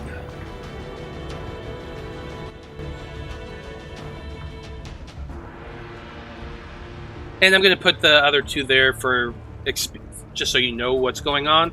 But neither of you are here yet. Corin and Lapis. You spot first, Corin, as you're flying and calling down to Lapis, this way, over here, turn here. You do see the eagle descending. It's not an overcast sky right now. It's actually a gibbous moon, and so there's quite a bit of light. So you would actually be able to see the shadow of the eagle flying downward, and you know that they're making their way in that direction. Yeah. Okay, so let's go ahead and well, you guys are now on the map. You can see the 3 buildings to your immediate left, to the west. The one in the middle, right here, that's the one that has a little sign hanging down on it. It is extremely dark right now. Yeah, I need Blaznir to move with me. And actually, Blaznir, you're in an eagle form right now. I popped out. You're gonna pop out? Okay. Yeah, I'm gonna revert to myself because I don't need to be eagle. Fair enough. Why is my thing lagging so damn much? Man. Do you also ignite anything or anything like that? Because you don't have dark vision. Oh, I could have used a wild shape. It's only challenge rating 1. Yeah, you could have. Well, oh well. I thought it was a bit more than that. This is a really quick map that I built, but you can see that there are 3 buildings here, and over here. All of them are that's the baseline idea that you got the impression of. It could be in one of these other houses, but you're fairly certain at least one of these 3. You've sensed it. All right, Blaznir, you got a torch or something? Well, I have this. My hand sets ablaze. Okay. Yeah. That'll do. You're doing produce flame. How many feet does that give you, by the way? Not much. Like a 10-foot bright, 10-foot dim. That's what I thought. So there you go. So, right. As you're looking around, you can see the houses to either side of the street. The middle one is there. That's the one that has a sign on it. Go ahead and give me perception checks, both of you. Cool. Killer. Perception is a plus 13. Ooh, I got a 19. Natural 1, but 14. Yeah. I got a 19. It's hidden in the shadows, Blaznir, with the light in your hand. You can't see it, but Ichabod, you can see that the sign, it is a carpenter's shop. It's a shop specifically for a carpenter. And it's also the largest building on the street. Can I, with that perception, see any kind of any tracks or anything that show anybody's recently moved through here? There is tons of foot traffic through here. It's kind. I've described it once before as a very muddy area. So there's tons of footprints going to and fro all across the street here. But nothing I can identify as being recent. Nothing you can. Nothing you can really identify as being recent because it is muddy tracks, and it's a pretty bustling city. Mm-hmm.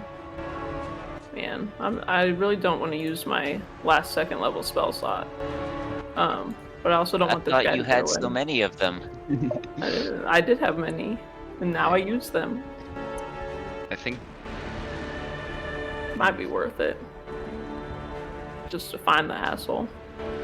Because otherwise we can walk to each building and roll an investigation, and that just sounds time consuming.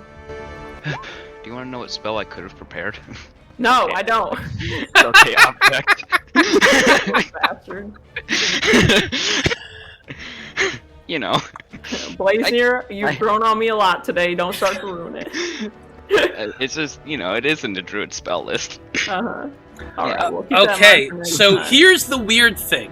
As you cast the spell and begin focusing, the robe... What's that? I was actually going to be like, oh, could I use my divine sense? I know it's probably not going to get me anything, but can I use that first? You certainly can. You could have used that before you used locate object. What does divine sense do? Here we go. Celestial fiend or undead. I doubt it, but yeah, there is in 60 feet of you. There are none of those three. Mm-hmm. Okay. It's rough out here, boys. It's rough out here. I'll use it. I'm sure you're about to tell me I find nothing, but well, no. So you cast a spell and you begin focusing, and here's the weird thing: you do sense the robe. However, it's not on the street; it's downward, and it's actually down and to your left, which to the south of you. Probably, like, you can sense it a ways away, but it's not like within 1,000 feet. It's actually relatively close. Okay, so like he's gone into some basement of sorts. Mm-hmm. Okay, well, I guess we're gonna have to check these buildings anyway. Let's make it quick. Alright, there's like windows and stuff I can look in. I'm actually gonna check the carpenter's place first. Okay. There are several windows in the front of the carpenter, one to either side. To this one, there's a window here. There's probably a window there. I was very quick when I did this map. But yes, there are some windows. Go ahead and make perception checks. And while you're doing that, Lapis, you're being led by Corin. You did see the direction that they were going, Corin, so you're kind of guiding her along that. I want you both to, or actually, I want you, Corin, specifically, since you're the one flying, to make a perception check as well. Sure. Ichabod, with your 9, you're looking into the window, and like you can see the shapes of a big table with something on it. Looks like maybe wood or planks or whatnot. There's a big stack of what looks like timber to the eastern side of the room. You can also see like a counter and what looks like maybe another table towards the back, but it is completely pitch black. There are curtains over it, but it is open and you can see inside. Nobody is moving or anything like that, but like I said, it's pitch black and you can only see vague shapes. Blaznir, take a look in here. Yeah. Well, I was gonna ask Ichabod, do you sense them like very, very close? And do you think that they might have magic? I'm not sure. I mean, he can cast spells. I don't know if he's got a magic item of sorts. Because like he doesn't he have like a gem in his eye or something, or is that just the art?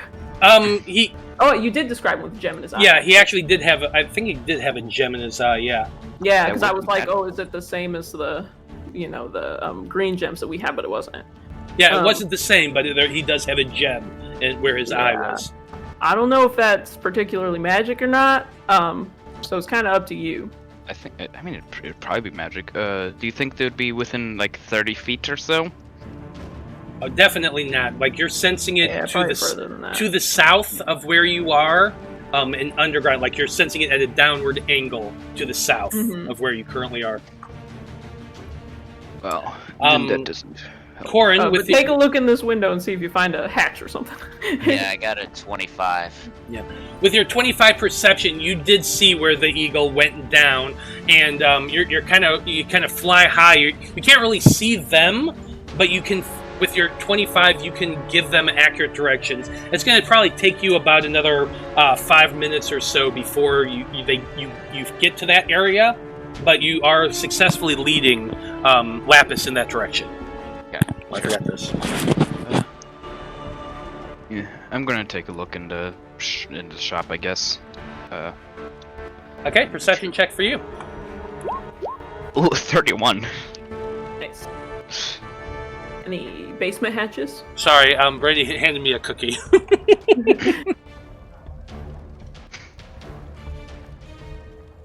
Now you know, for the stream, you have to announce it. What kind of cookie? The only right answer is Snickerdoodle. No, there are a lot of good cookies. Now, these are caramel truffle butter cookies. A butter cookie on bottom, melty caramel in the center, and then covered in chocolate. Really freaking good. Wow. Yeah, I think that's also the right answer. Yeah, it's one of those fancy Dutch chocolate cookies. Anyway, so with your 31 perception, like you're holding your fire right next to the window and peering in, and you can see quite a bit more than Ichabod can. The shapes that he was seeing, yes, definitely tables. There's a table in the center that has like a bunch of 2x4s and different tools on it. There's several drafting tables and things like that towards the back, and then a nice big counter. I'll just go ahead and show it to you. I think with the 31, I pretty much have true sight, so. Not really, but like, Yeah. but well. Without having true sight.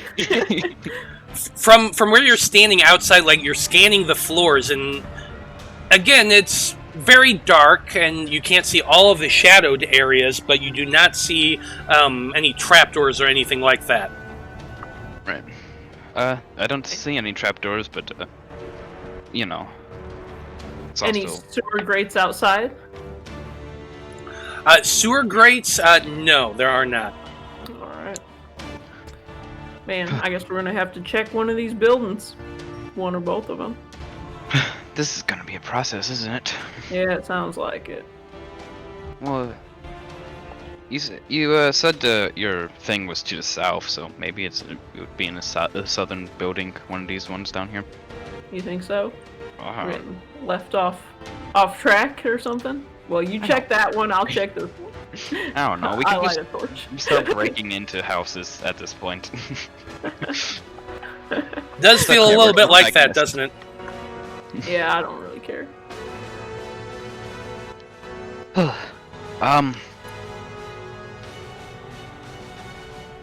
Maybe their door is guarded by like a magic lock or something. Maybe. Yeah, you could try. If one of these is like a Thieves Guild hideout, maybe they have some kind of magic in there. Yeah. I think, honestly, like, that's the best thing that we have right now to go off of, so I'm gonna cast Detect Magic. Okay. How many feet does the Detect Magic go in? 30. 30 feet. And how long does it last? Like 10 minutes? Mm-hmm. What was it? Yeah, 10 minutes.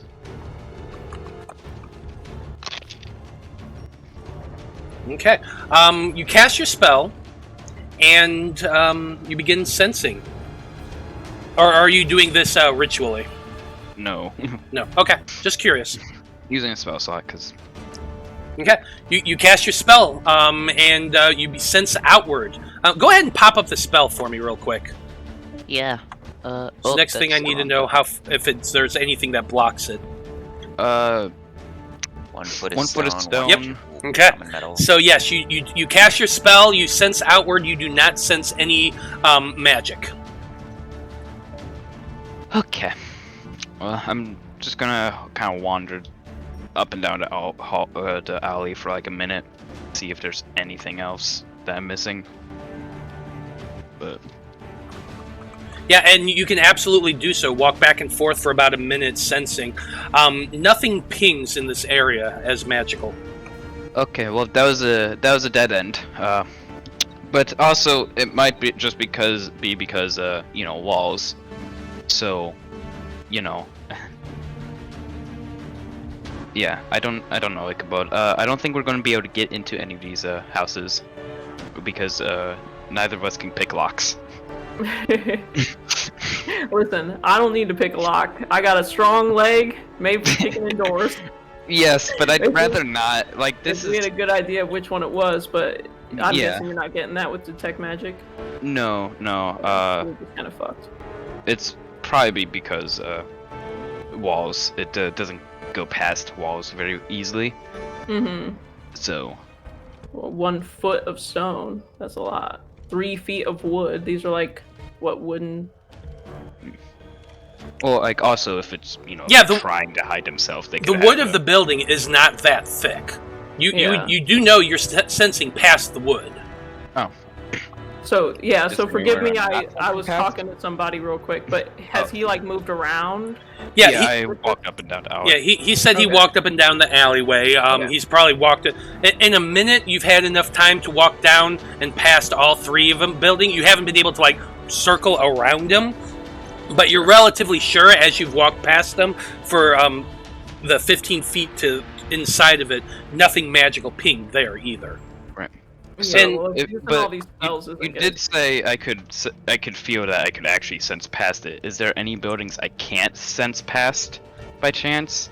I can feel being blocked out of it. No, these are all very ramshackle buildings. They're not very thick Okay. wood. Like, the wood itself is...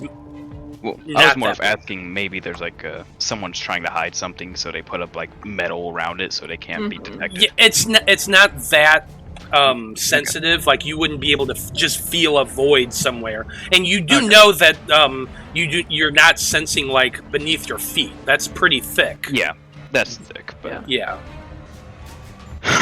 all right, well, I mean, if a 31 perception got us nothing, and investigating for footprints got us nothing, and using a second level spell and a first level spell got us nothing, I'd say we're just pretty fucked. You yeah. know, like, I don't really have any hope anymore, so. I could That's a probably lot of actually I could probably take a glance because I don't think either of us have really looked for markings on these buildings yet. So You can certainly I could search try. for those if you want. Yeah, I'll just want to roll a general, like, investigation, I guess, to be looking around. Yeah. Because if I have to, I guess I'll go building to building, but, you know, there's not really much else. Go ahead and roll your investigation checks. Yeah, it would be investigation to try to find these symbols? Yeah, if you're specifically looking for these symbols, you're stopping and you're looking over each house, you're going to be rolling an investigation check. And probably about the time the two of them are sitting there doing this, that's when Corin and Lapis, you're about where you would be on the map. I got a 15. 8. Okay. So as you're looking for over these houses, you actually do see quite a few markings. The one you're standing in front of on the map right now, Ichabod, there are no markings whatsoever. Mm-hmm. The carpentry shop, you kind of walk over and you look over that sign right there, and there is a marking on the sign post itself. It shows just a circle with 2 lines and a slash going through it, and that's the only mark that you spot. But you both have talked with Willow, and like you know it's not a normal sign, so you're like, yeah, I think that might be a Thieves Guild mark. Also, the building to the far side over here, on one of the corners of the wall, you're looking down towards the bottom, and you find another marking. This one with an arrow pointing upward, like an upward V, in a circle. But that one's a little more hidden on the building, like... Mm-hmm. So it could be kind of an unwanted mark. Well, you didn't see anything in this carpenter with No, the but 31, so... so I feel like let's check out the other one. that's a good chance, and you know. Mm-hmm. Like, yeah, we might have to go to a back room in the carpenter, but we'll see. Yeah. There is no back room. It's just one solid. It's one room, One room. all built. The entire building is just the carpenter location. Okay, so we're gonna check this other one. I'm gonna go up and check the handle. Okay. There is a window over to one side of it as well. It is dark as you walk past it. The door is locked. Locked, you say? Lock the Blaznir, door. you see anything in that window? I can check. Perception 25. Okay. Looking around, you can see that there is a bed to the far side of it over in this corner.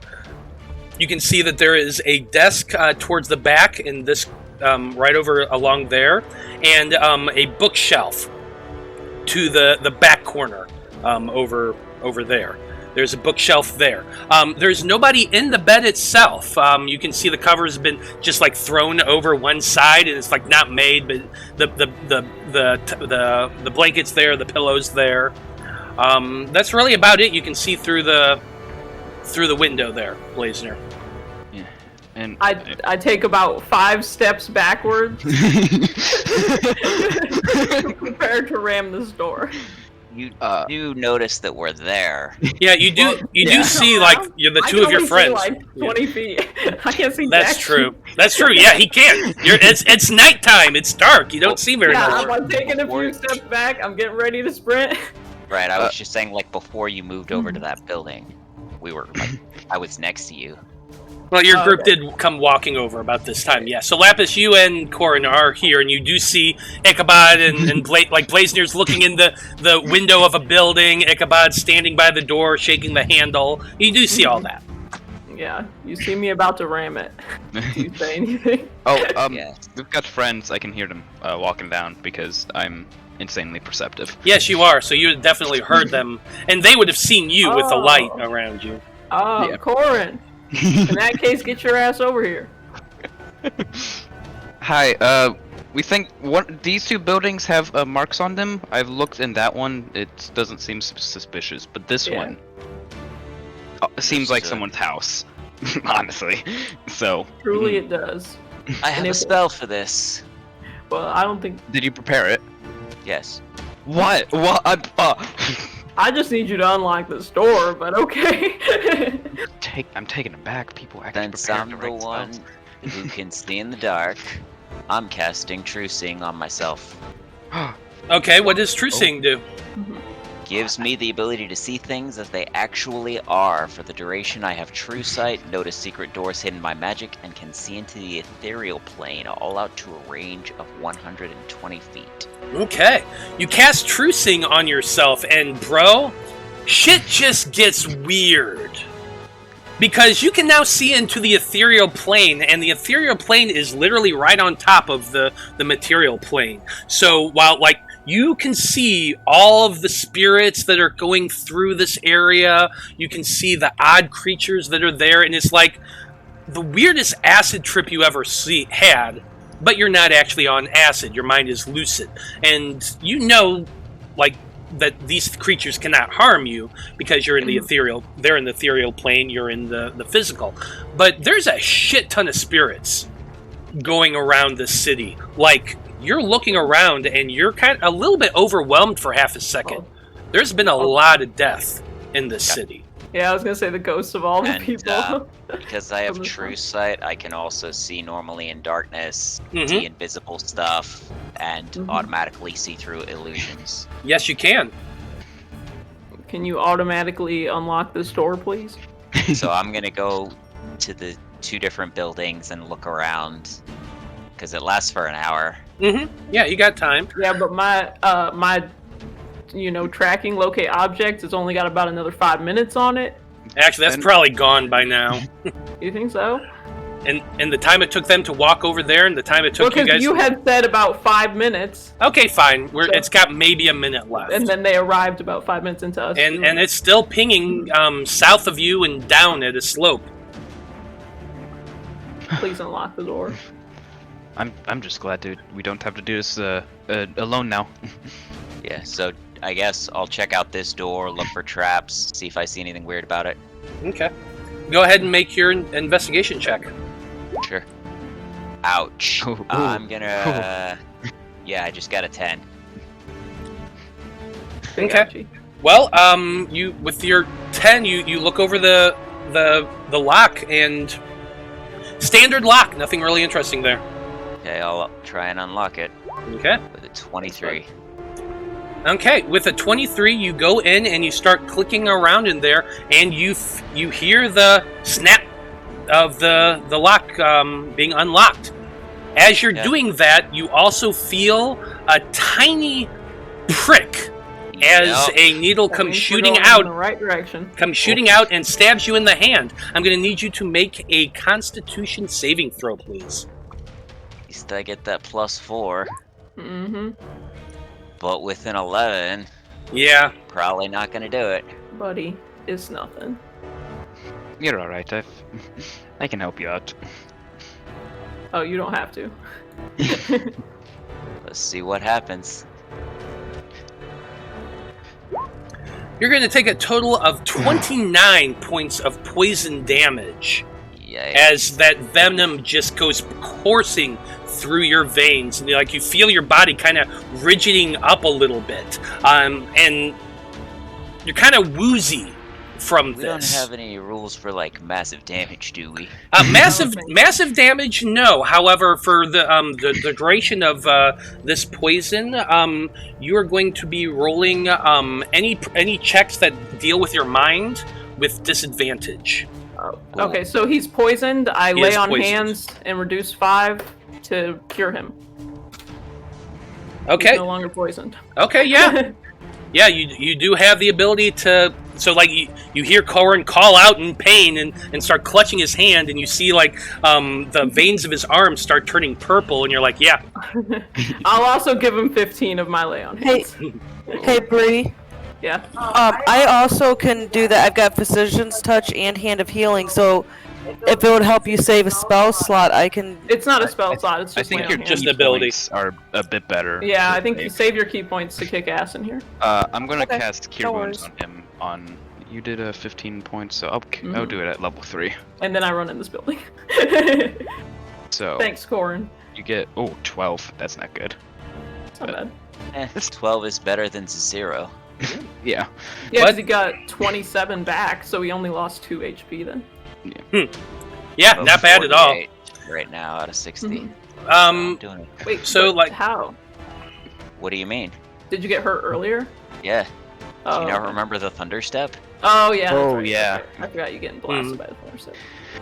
Well, with a bit of laying on hands and a purification from Ichabod and a little more healing from Blaznir, you're not feeling too terrible, and you're like, okay, yeah, we've definitely come to the right place. All right. Where's that floor hatch? Mm-hmm. Let me in. Oh, you're like, it's got to be here somewhere. Make a perception check or an God investigation damn it. check. I hate perceiving. True sight. Yeah. Well, you're true sighted. You're not seeing any magical effects as you're walking in. Okay. It doesn't just highlight. It's the carpenter things, but- next door made a really That's convincing. true. It doesn't notice secret doors unless they're hidden by magic, so Yes. I'll Yeah. also make an Yeah. investigation. So everyone, make your investigation or perception checks. 12. 24. Blaznir, save us. Yeah. But yeah, you all go barging into this room, which as you look around, you do see the bed, you do see the bookshelves, and a desk, and a little bit of a tapestry over to one side. That's Blaznir, when yeah. the door locked behind us and the room starts filling up with poison. Yes, that's exactly what happens. I'm changing what was about to happen. No. Now, but you do, Blaznir, with your 24, you do see a trapdoor, a small area of the ground that's just kind of slightly off. It's actually very well hidden, but you are able to see it. There's a little thing right there. Is it locked? You should This probably right check here? the traps first. I don't give a goddamn about traps. I just want to find this guy and rip his head off. Okay, so you're just walking up and opening the door? Nope, not that you said it that way. I'm just asking you what you're doing. Corin, you mind checking this out? Corin, I got a bad feeling now. I feel like Bauer spoke in my ear and said, "Do you really want to do that?" It's like, he said, "Boy, are you sure? You owe me I owe you another lay on hands." 23 for investigation. You get down and you start checking it, and yeah, you know what you're looking for now. You definitely see that needle right there, just on the inside of the lock, and it is locked. And it's at this Of course it point is. that I'm just mentally thinking, I could just tell him that it's totally fine. 26 to open on thieves' tools. Okay. Knowing what you're looking for, you're being very careful and working around that pick, the needle. And with your 26, yes, you are able to unlock it without triggering it. I put my hand on Corin's cheek and I say, I know that I owe you big time for this. I know you don't entirely agree, but... To be fair, this is now like this is this, like the Syndicate into the town. Like, yeah, I still feel right about what I'm doing, but I can acknowledge that it's against your wishes, and I promise I'll make it up to you. That's fair. I throw the hatch open. Okay. I'm hoping I can, since I know Corin has feelings for me, I'm hoping I can leverage that. Wow. Well, you throw open the door and look downward, and you can see a tunnel with a ladder going down about 10 feet into the darkness. Secret tunnel. I'll take the lead. Okay. Since I know it's my plan. Okay. Ow. So Blaznir got to be right behind me. Yeah, that's what I was getting ready to... You can climb down How there. are you taking the lead? Because Well, Blaznir's my light.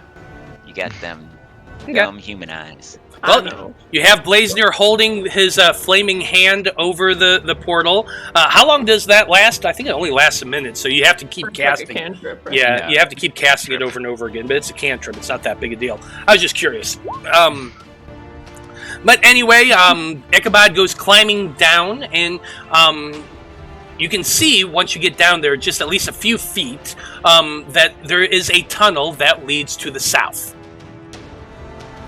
And I imagine my ping is kind of ending now. Yeah, it has definitely ended by now. But this is around the direction that I had sensed it last. Yes, You you didn't did. move or anything. Okay. Mm-hmm. All right, I'm going in that direction. Okay. You start walking down there. Blaznir, I assume you're following next to give light. Who's going after that? Just give me a marching order real quick. I'll go. Okay. And Lapis is taking up the rear. You continue on, and the tunnel goes to this, what you're guessing is south, for a good 100 feet before it stops. And there is another trapdoor that goes down farther. Right, I'll try this one, see if it's locked. It is not, actually. You don't see a lock on it at all. It's just a wooden door that's been closed, and there's like one of those little ropes that kind of go through a few holes that you can pull it up on. I pull it by the rope. Okay. You pull it open, and it reveals another ladder going downward. And you can tell, like, with Blaznir behind you, you can look down there and tell that there is, like, it widens from the point the ladder goes, but you can't see much more than, like, 5 feet beyond that. Aurus, I hope that you're with me today. I'm gonna go down there. Okay. You start climbing downward, and the moment, like, you become visible, your back is you just hear thunk, thunk, thunk, as 3 arrows come flying towards you. Try and hit me, Because they were boys. absolutely waiting on you. What is your AC when you don't have your armor on? Let me make sure I've got this right real quick. Okay, so my AC right now is 17 because 17. I do have my shield. Got so it. I imagine I actually do have my shield on my back. 'cause Yeah, I'm climbing probably. down the ladder. Probably. Nice. Okay, I like it. Let's go see how this works. Mhm.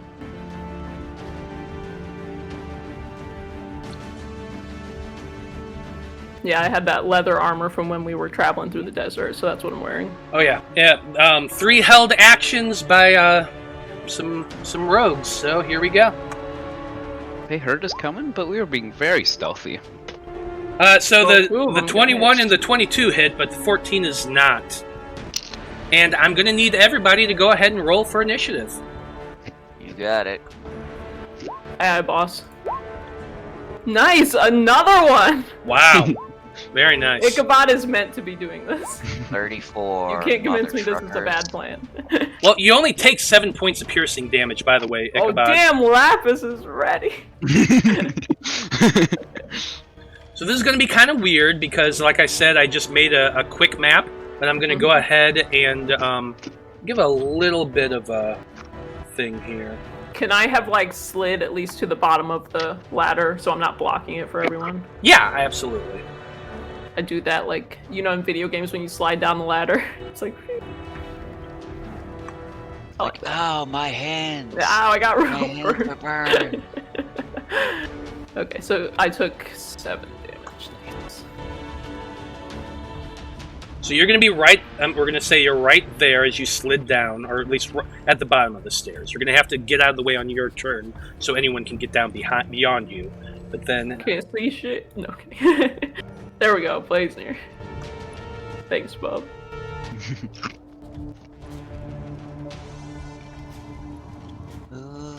So there, I know, it's really weird, but it oh, works. no, it's fine. It works. Yep. Okay, so there's that. Let me go ahead and roll some initiative here. You don't have the initiative thing open. Is that a problem? Yeah. A little bit of a problem. Huge problem. Huge. Like the greatest. It's all there. Oh, there we go. Okay. Yeah, if I don't pull it out before you roll, it waits till I roll. Yeah. Okay, that's right. I thought it just wouldn't put it in there. I was worried.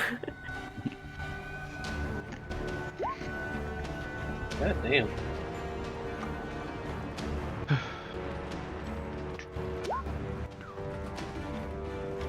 I'm ready for a good fight. I am not, but I mean I am, but I'm not. I mean, I am down spell slots, that much is certain, but... Yeah. I just don't have any spells to be out of. I have meld into stone. See, you just have to be creative with the spells you use. No, I get that. Or use your wild shapes. I could use my wild shapes. That's a good thing about being a druid is you don't have to be casting spells. You can just be a bear or something. This is true. People apart. Bears aren't that good, honestly. Yeah. Like early levels, that you know, whatever, fine. Yeah. Like right now, I could, you know, be a bear or shoot off like 7 scorching rays. You know. Okay. Well, starting things off, we have Corin at the top of the order with a ridiculous number, and you got Blaznir right in front of you, Lapis behind you, you're in a tunnel, and Ichabod just went sliding downward, and then you heard a bunch of thumps. Okay, so I can't reach Ichabod currently. No, you can't even see him from where you are. Now you can like move through your friends, Sure. but Down the ladder. but it does. Yeah. But moving through occupied space does is considered rough terrain. I've recently learned, so we're going to start using that. So Sure. it will cost 10 feet of movement to get around Blaznir, so you can try to go down the stairs, or the ladder. So I'll go there. And To then the slide. do I see people? Like so if you move around Blaznir and look down, you can see Ichabod's hat. Right. And you can see probably a couple crossbow bolts in his back. Yeah, I'm trying to move past to stand next to Ichabod somewhere. So you're trying to go down the ladder, and like he slid down and he's there. So you're gonna have to do the same thing, or Sure, you can that's just fine. jump down and hope you miss him. No, I'll slide. I've got 30 feet of movement, so. Okay, so you can use all of your movement and kind of push past him to get to right about there. Yeah. Go ahead and make a perception check to see if you can see anybody down there. Sure. Also, can you make it easier for me to see since 26 with a natural 20? Wow. And I have up to 120 feet of vision because of True Seeing. So there you go. Thank you. With your 26, yes, absolutely. You can see that like there's a couple heads poking out from behind the bar here and here, and another one from behind this gigantic keg over here. Okay. Alright. What's gonna be my best option?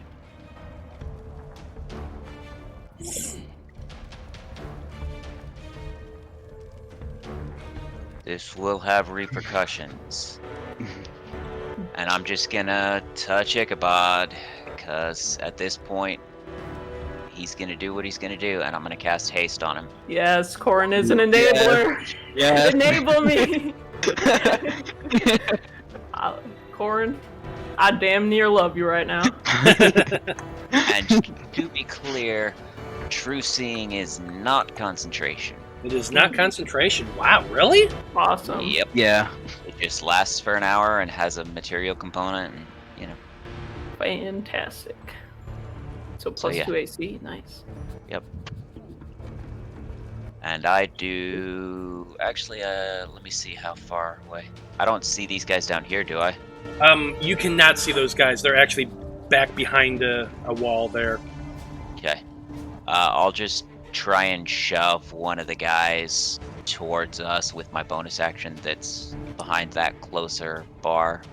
Okay. Since they're Get him only out of his 25 cover. feet. Yeah, it's a strength saving throw. I forgot to do this. 17 is the DC. Okay, let me see here.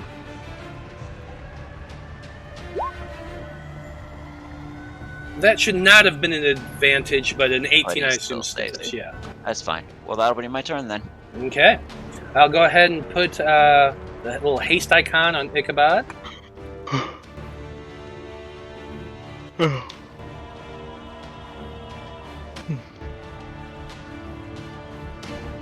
we go. A little boot. Oh, I'm super fast. Okay. That's it for Corin's turn. Lapis, you're now it's your turn. You're in the very back. Blaznir's in between you and the stairs. And I probably can't fit around to get down, can I? With two of them right there at the entrance of the stairs, like you could probably push past Blaznir. You don't really have a way to see down there, but I'll just let you know that even if you do move past Blaznir, and you try to look to get down there, you would not be able to get past either of them. Could she like hang on the ladder? Yeah, you could hang on the ladder and be much, there. Or actually, you know what I would allow if you climb down the ladder, because it's like a good 10-foot drop down to the bottom. So you could start climbing down the ladder and attempt to jump around them. It would use up all your movement and your action to do so, but you could get down there. Why not? What do I need to roll for that? Make me an acrobatics check. Got this. How about a 24? Oh yeah, definitely. You go climbing down the ladder, get to about halfway down. You can see Ichabod there. You can see from that angle, you can see the guys hiding behind the bar, and you just jump, and you end up right there.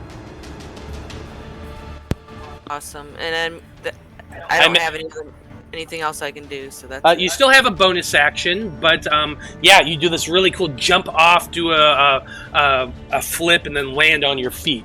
They're right between Ichabod and the bar. So you do still have a bonus action if you want to use it. Yeah, but I really don't have any bonus action move things to do, so... You sure about that? I mean, about the only... Oh, I guess I could go, like, run up to the... Can I see this guy over here? I can bonus action dash. But like, I don't have any attacks or anything. No, you don't have any attacks, but you do have a bonus action. So if you want to use your bonus action to do something, you can. Now I'm going to say you probably cannot see the guy over there because he's like hiding behind the keg over there. But you would have definitely seen, because you were above them, you would have been able to look down and see the two guys behind the bar. Could you make a perception check as your bonus? You could also do that if you wanted to try to perceive the other guy there, but it's really up to you. Know where everybody is. I think I'll do. Let's see. I'll just dash 5, 10, 15. I'll dash to here and get ready, and then when it's my turn again, I'm going to attack these guys. Sweet.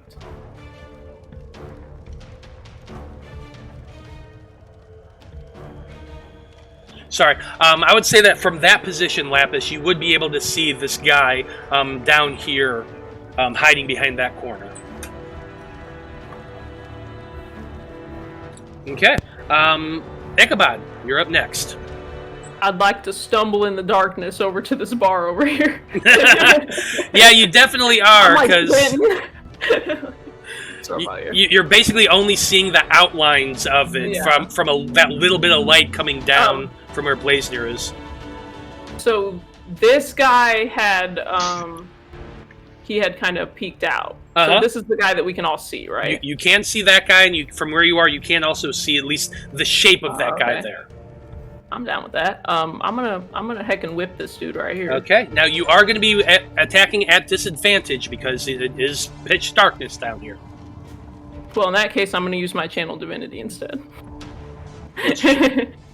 So I'm gonna channel divinity, conquering presence.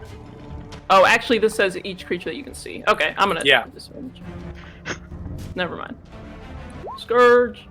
It's a 12 on the first one. Ain't too great, but I luckily will get more. 16. Yeah, 16's definitely going to hit.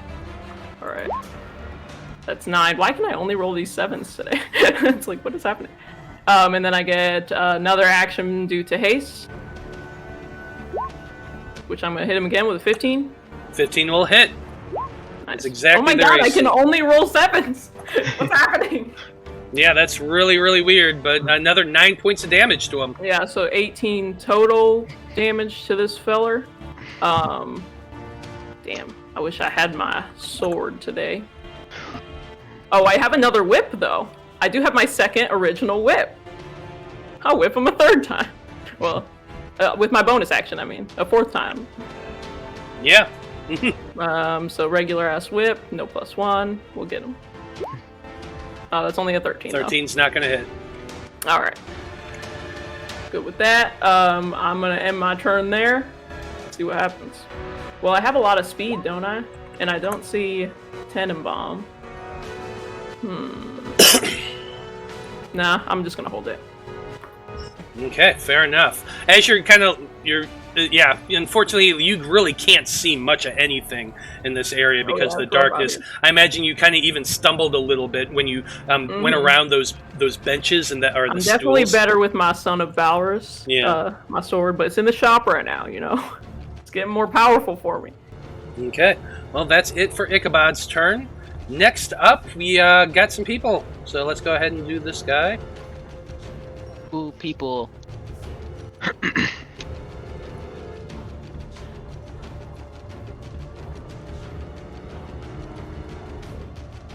God damn it. My Roll20 just reloaded. Give me a second.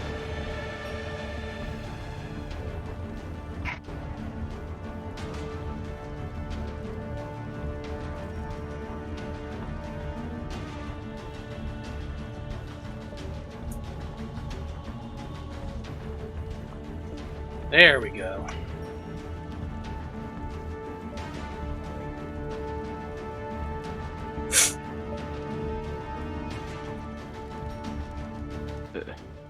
I really need to start preparing conjure animals.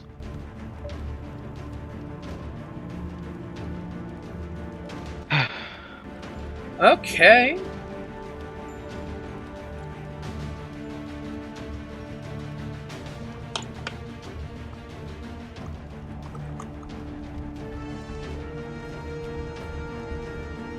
Okay, so that guy Lapis that I mentioned was hiding in the corner over there. You kind of saw him there briefly. He pops out and he's going to take a shot at you. He's using he's studying his aim to make this shot.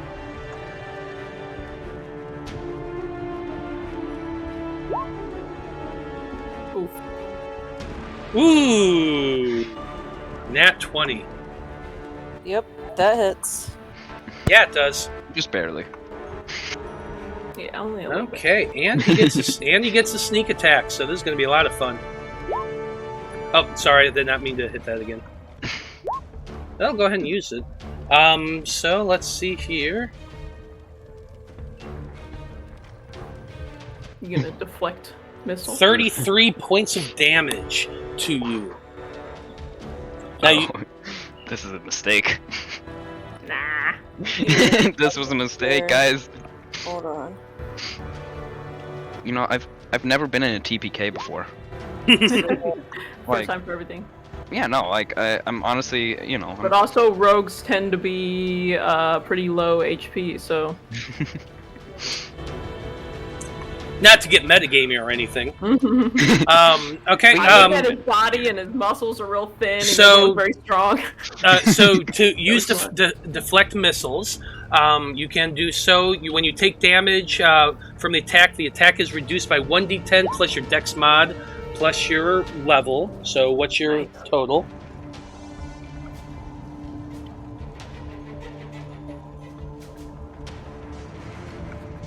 Be 20. Reduced down by 20, so that's not too bad at all. So then that's I take 7. 13 points of 13 damage. damage. Yeah. Okay. 13 points of piercing damage. And then he does make his second shot, because he gets to do that. And I'm just going to go ahead. Well, I'm going to use that one. Ignore the sneak attack. Let me take that off real quick.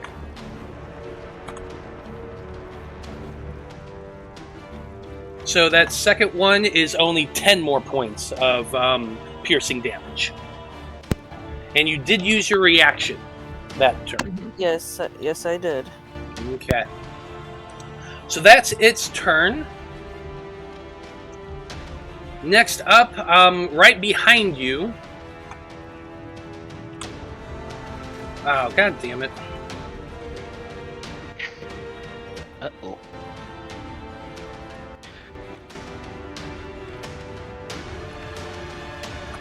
Not going to do that.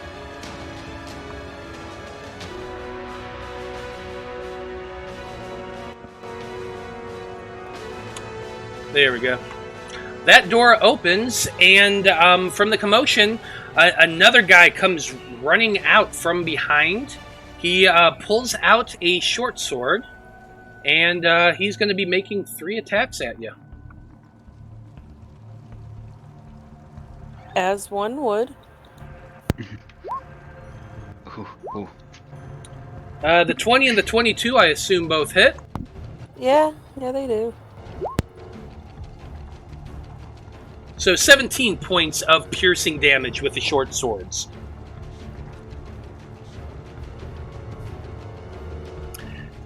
And as that happens, you see this halfling man standing there looking up at you, and he says, "I don't know who you are or why you're here, but you're not going to survive this." And that's going to be their turn. Blaznir, you're up next, and My turn. you can see the stairwell or the ladder going down. You can see Corin a little bit, and you can hear a lot of commotion. Sure. I'm just gonna tighten up my the mask that's still on my face, Mm-hmm. and I'm just gonna jump down. And Okay. as I'm falling, I'm gonna cast Featherfall. Absolutely. Well, So using your reaction, you cast Featherfall, and you slowly, gently fall down those 10 feet to land right here. right, and I'm going to let's see. I'm gonna quicken spell just because I want my action still to send out my lights, send out dancing lights because it's dark down here. Okay. And yeah, can I cast a level spell with Featherfall? Featherfall was a reaction, but it's still casting a spell, and it's still the same round. I think it's on your turn, isn't it? I believe reactions Yeah. don't count for that. Yeah, I don't think they count. So you can, yes, they absolutely do. You're still casting a spell, this leveled spell. Well, it says you must use a bonus on blah blah blah. You haven't taken a bonus. You can't cast another spell during the same turn except for a cantrip with a casting time of 1 action. There you go. During the same turn. And this is the same turn, because he did so on He his did. turn. Yeah, I guess he did. So yeah, How But much in move- another situation, if he had fallen and cast in Featherfall, not on his turn, Not on then his he turn. on his yes. turn could have done it. It's even if okay. it was a hang round. It was just for flair anyway. But yeah. I'm gonna. I don't know how far I can move, but You that was can, like 5 feet. yeah, movement, or- like you only use 5 foot movement and jumped, so that's it. Oh, so I guess it's only an issue if you cast a spell as a bonus action. Hmm. If you don't cast any spells as a bonus action, then there's no limit. Yeah, because I had recently seen discussion about people saying you could use Action Surge to cast 2 spells technically on your turn, as long as you don't do a bonus action spell. Leveled, the way it reads, I don't know. I'm gonna have to look at that the was way. like some consensus that I was like, I didn't know about this, and I'm not sure if I after agree reading on about that, it, but I'll look into it if you want to. maybe I'll send you. Yeah, I'll send you the link because they convinced me. I'm gonna tell you. But you can move those torches now, so those are your dancing lights. Okay. And, Nice. just gonna give a very basic.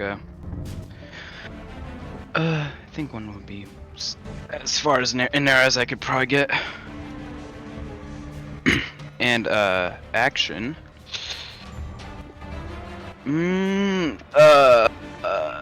Let's see. I can wild shape. I had a couple of ideas for. What dinosaurs did I see again? I will remind you that it is a 10-foot tall space. Sure. So just as keep long as that I in do a mind. medium, because there are medium dinosaurs. That's why I'm asking what dinosaurs that I saw. Well, the T-Rex was too big for you to wild shape into, Yes. but you saw the flyer, and you saw the Deinonychus or Velociraptor, whatever it was. Yeah, let me look at it real quick. Dinosaur. Because I can do that. There's a couple I can wild shape.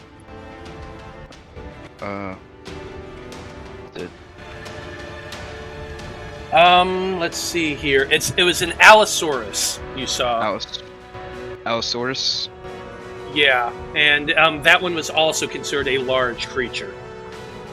No, yeah, was that the only one I saw? No, you saw a T-Rex, an Allosaurus, and a Pterodon. Allosaurus. And a pterodon. That.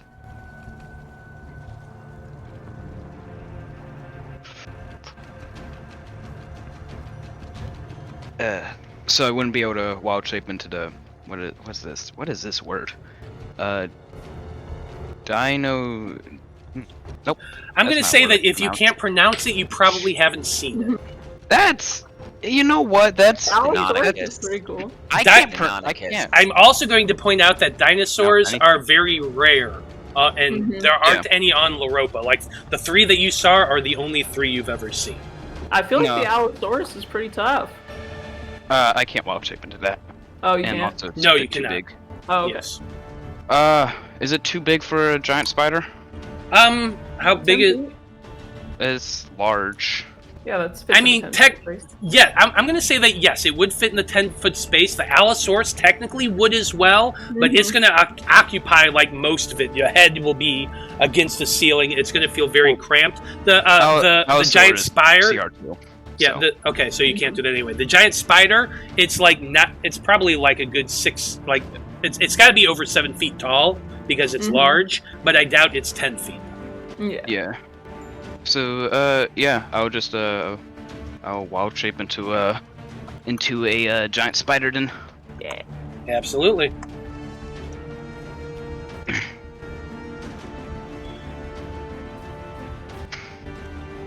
So I'll just put you over here. We'll just put you over here for now. Alright. So, let's see. And, that's my entire turn. So, yeah. Ominous. Yeah, love it. Okay, that's it for Blaznir's turn.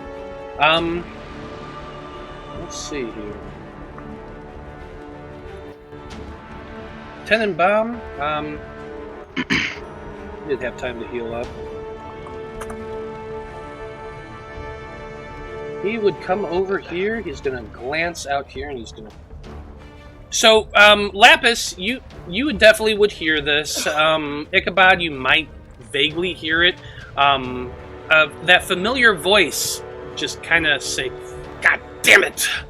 Why can't you just leave me alone?"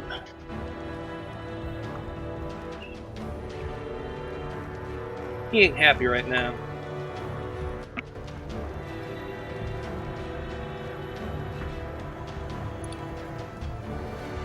Lapis, I'm gonna need you to go ahead and give me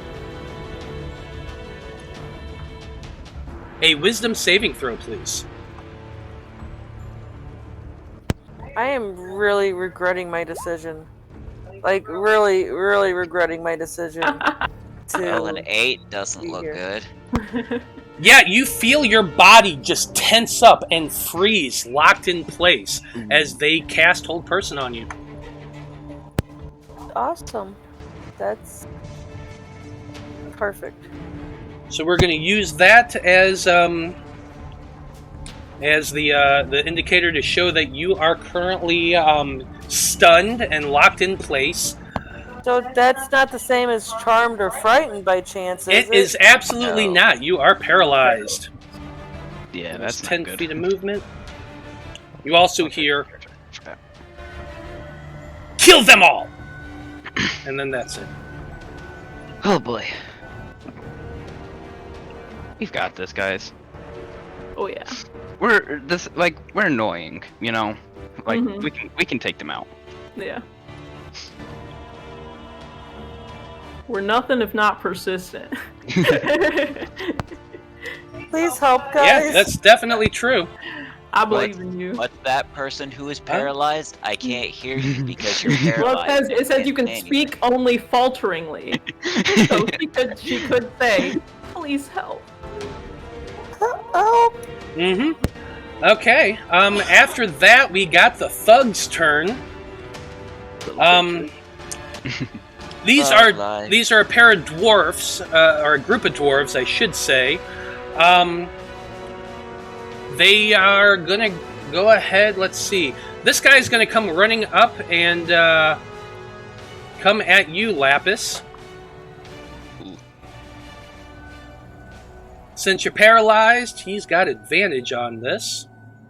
I mean, why wouldn't he? Don't get hit, please. I mean, I'm not gonna try to, but I can't really do much about it now, can I? Yeah, so just so you know, here's the paralyzed condition. The paralyzed creature is incapacitated, can't move or speak. They automatically fail strength and dex saving throws. Attacks rolled against the creature have advantage, and any attack that hits a creature is a critical hit if they're within 5 feet. Of course. So, first attack. That's a 21, which is going to hit, so I'm just going to roll damage twice.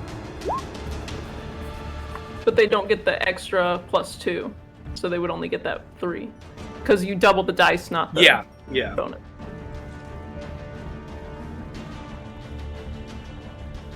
Yeah, so that's 11. 11 points of damage for the first one. 16, I believe, does not hit, though. That does not hit. Okay. That is the first one's turn. At least he didn't have sneak attack. Next guy is looking at you, Ichabod. He's the guy from behind the bar right here. He's going to pull his crossbow and steady himself, and then he's going to fire at you. Oh, when this guy originally moved, I actually get an opportunity attack on him. Oh, that's right, you do, because you have your whip, so go ahead and do that. Mhm. Oh, I accidentally rolled with disadvantage, but that's a 17. Still hits. Don't have disadvantage anymore, because I can see. 11. 11 points of damage, you got it. Okay, next guy is taking his shot at you. That's a 14, which I know misses. Yep. Next guy is actually taking a shot at the giant spider that just appeared. That's this guy over here. Hurt me. That's a 7. That also misses. Wow. Shout out to that plus Man, 2. why couldn't they roll this shitty when it's attacking me?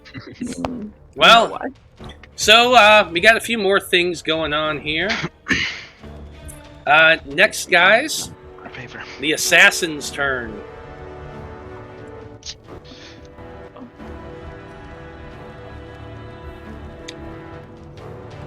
Let's see. They're doing a crossbow shot at you, Lapis.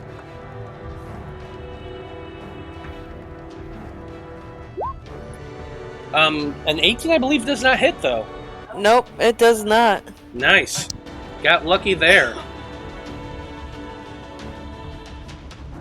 Okay, that's it for that one's turn, but another one comes around its companion and steps into the room as well. And it's going to be attacking with its short swords.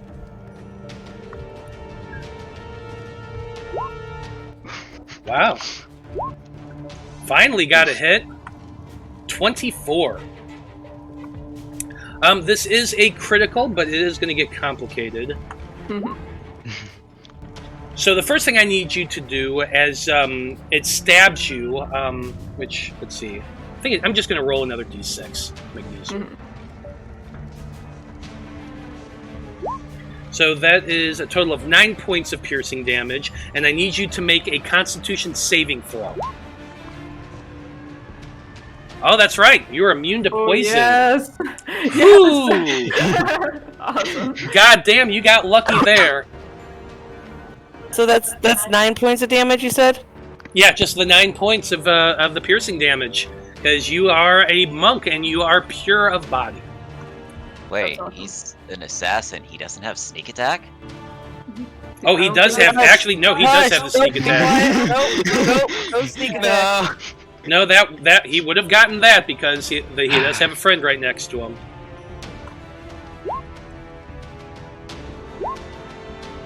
So that is a total of 29 points of piercing damage.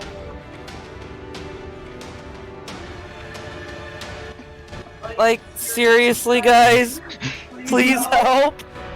Hey, how you doing? Your healer is a I'm giant not too spider right now.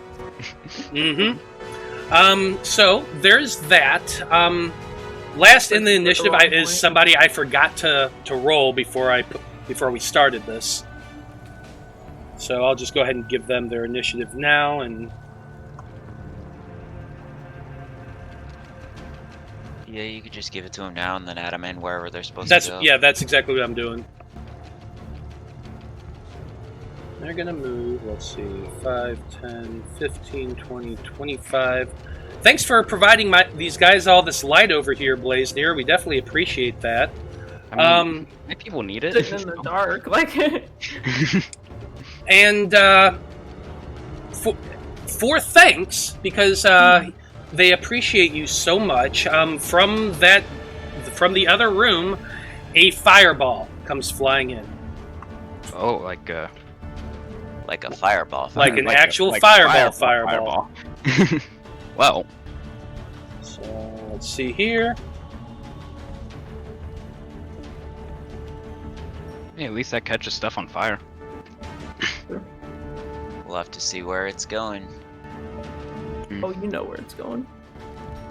Probably like at least hitting me, which would Right, probably yeah. hit. Yeah, probably hit I all the mean, barrels. Maybe he might hit the squishy guy. You could hit all of us. Like, what do you mean?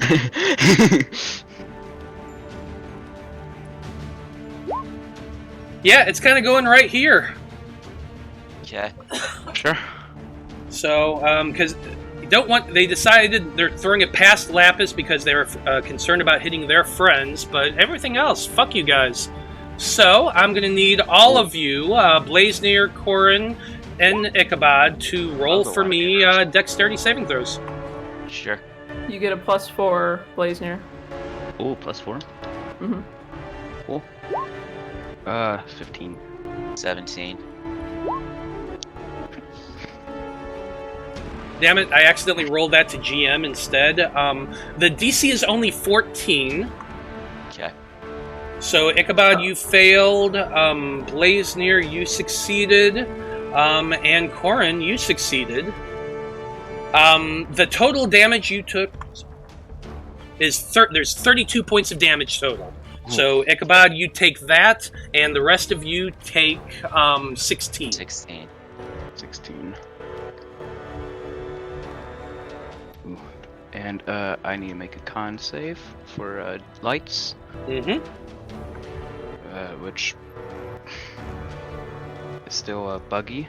But I still could get the +4 from Ichabod, I believe, right? Yes, you do. Yeah. So that's +5 then.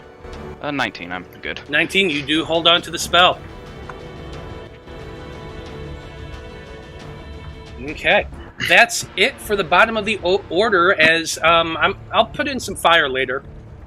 But things are definitely on fire now. You got hit by a big O boom, and that's it for the bottom of the order. So I think we're going to go ahead and pause for this week, because it is 6:17. Yeah. Oh, Yeah. By that I mean, no! Let us finish! Yeah, I know, right? But I'm hungry and I need to eat lunch or dinner between games. So, well, good job. You did find the location Tenenbaum ran to, but he had plenty of time to warn his allies. So, we'll see what happens from here. So, thank you to everyone who watched today. We very much appreciate you tuning in. If you enjoy watching our show, please follow us here on Twitch. You can also subscribe.